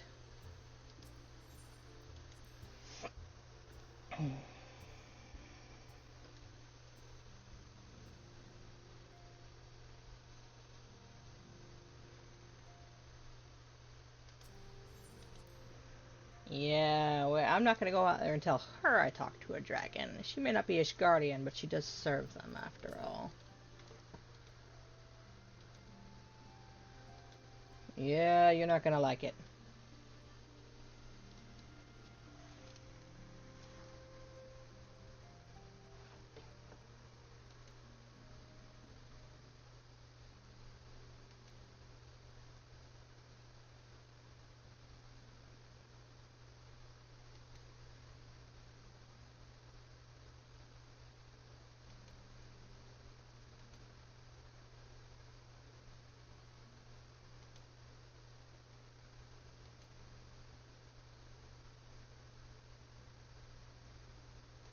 Yeah.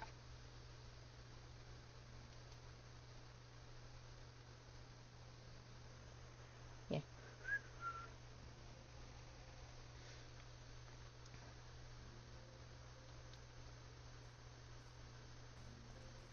Yeah, I'll let you guys handle it. You're the silver-tongued one, not me.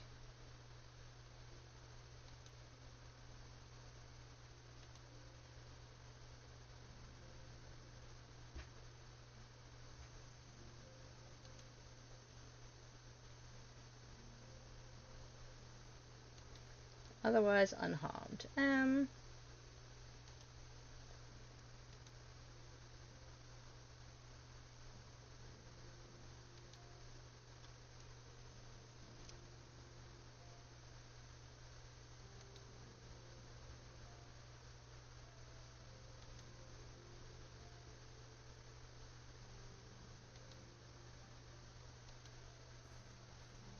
Yeah. But things that we may not want to warn them about.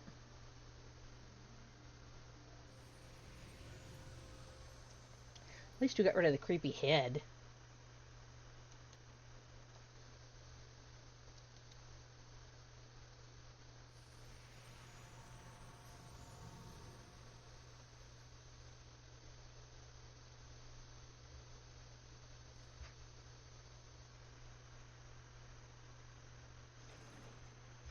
Alright.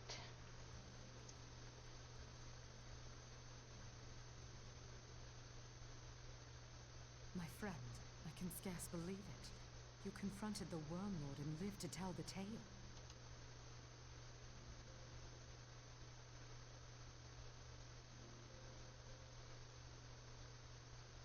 I give thanks to Haloni for your preservation. It is our sole cause for gladness.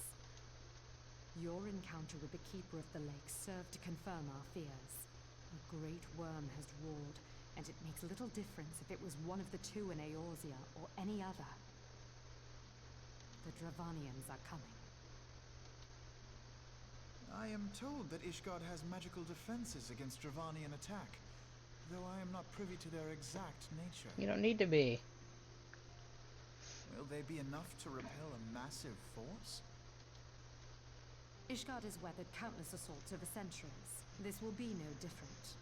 And Well, now that you have confirmed the threat, none can ignore the Lord Commander's calls for the wards to be strengthened. I dare not presume to speak for him, but I expect the Lord Commander would sing your praises. yeah, he does I that a must lot. away, but we shall meet again soon.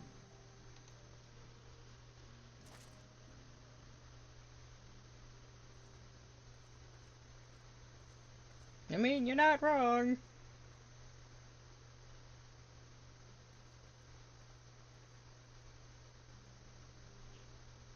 Countless assaults weathered, and this will be no different? Why am I not convinced? Because now Iceheart exists.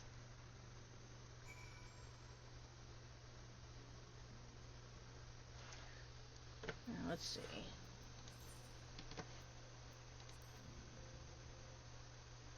Okay.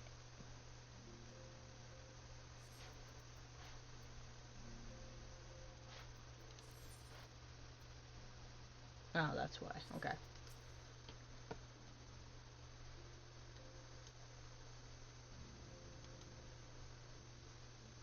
Fear they're underestimating. Yep.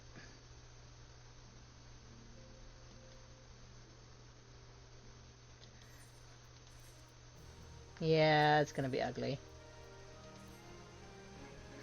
I forget.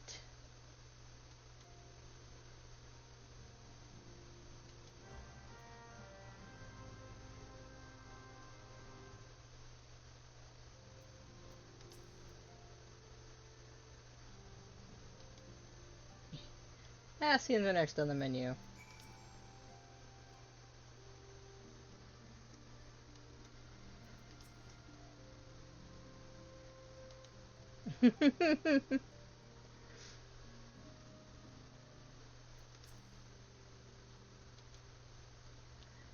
She does.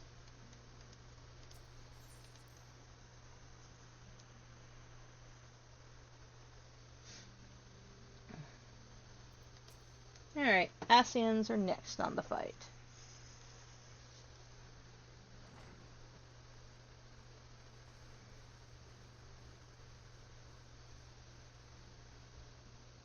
Now that everything's calmed down a bit, relatively speaking I mean, I thought it might be a good time to share our progress on the weapon. I believe we're on the verge of a breakthrough. Well, don't keep us all in suspense. That's right.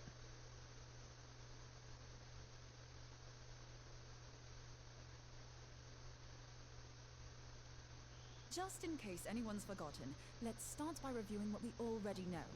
So, an Ascian is an immortal because its soul doesn't return to the ethereal realm when its host is defeated.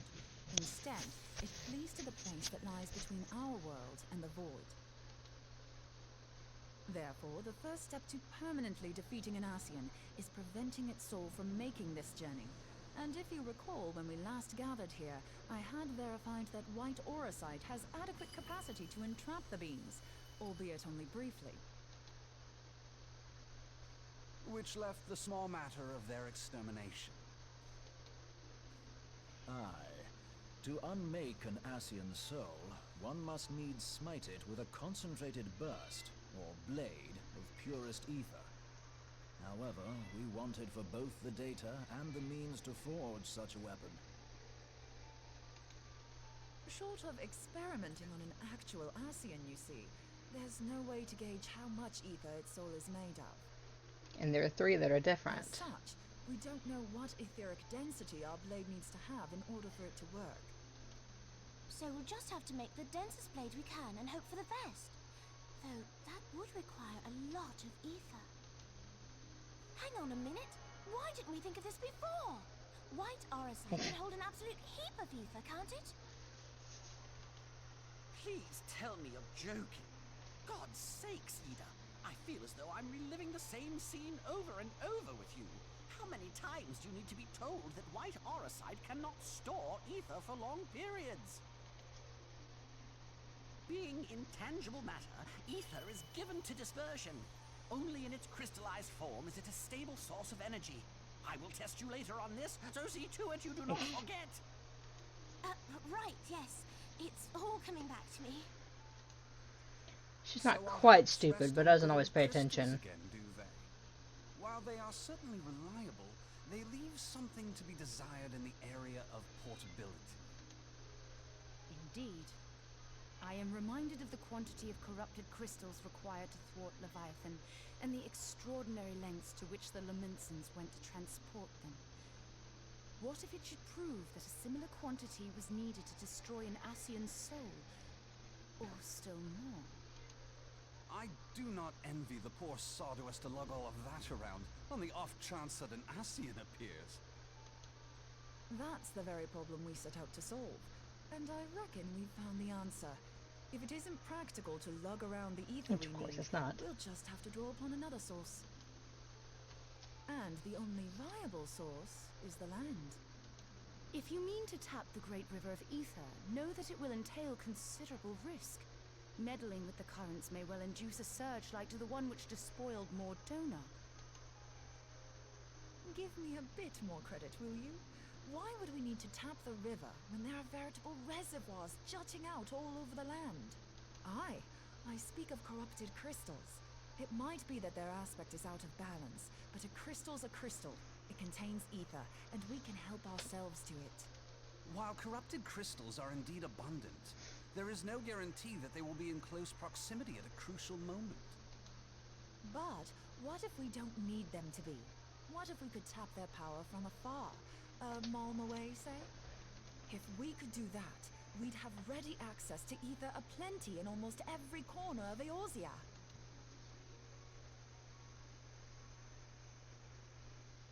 I've yet to put my theories to the proof, but I've got a good feeling about this. If no one has any objections, I'd like to see where this avenue leads. If you think it's worth your while, you have my blessing. But tell us, what are your theories? I, for one, am most eager to understand the process, however vaguely. I thought you might say that, but no one wants to listen to boring old theories all day, do they? I know I don't. So with your permission, I'd like to try something a bit more hands-on. I've already built an etheric siphon especially for this purpose, and I've been meaning to try it out. Thing is, the profusion of corrupted crystals in Mordona makes it something of a high-risk testing ground. If anything goes awry with the siphon, it would be better if it didn't happen within spitting distance of quite so much ether. Ideally, I need an isolated specimen. Does anyone know where I can find one? May I suggest northern Thanalan? There you will find corrupted crystals of middling size, standing a reasonable distance apart. Ideal for your needs, I should have thought. Oh, and if you do elect to visit the place, I should be much obliged if you would assist me in another matter while you are in the area. Has something happened? Movement has been observed at Castrum Meridianum. During Operation Archon, the Alliance dealt the stronghold a heavy blow. Its facilities were extensively damaged, and its garrison reduced to a fraction of its former strength. Not long after our forces withdrew, however, their ranks were replenished by reinforcements from Kostrom's sentry. They now seek to rebuild, and to this end they have their sights set upon the ceruleum processing plant. Having lost the Empire's support, the 14th Legion lacks the resources to sustain itself. To them, this is a bid for survival, and they will doubtless fight like desperate men.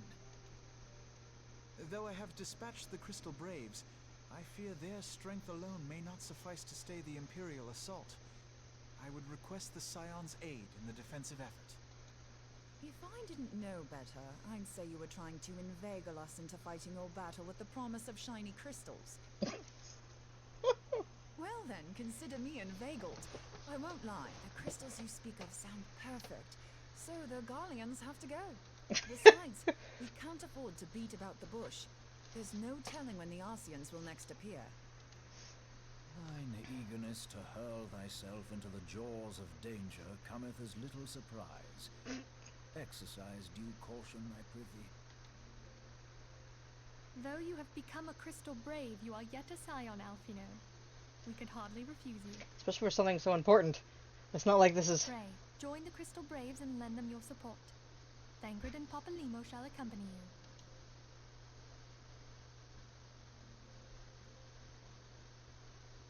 you. Ida and Y'shtola, in the meantime I would have you assist Moonbreeder. Scout out the crystal clusters, that the testing may commence as soon as the Garlean threat has been eliminated. If it please you, I shall continue mine own experiments on white aurosite. Thank you, Urianger. Everyone, pray see to your preparations and depart as soon as you are able. Go well, and be safe.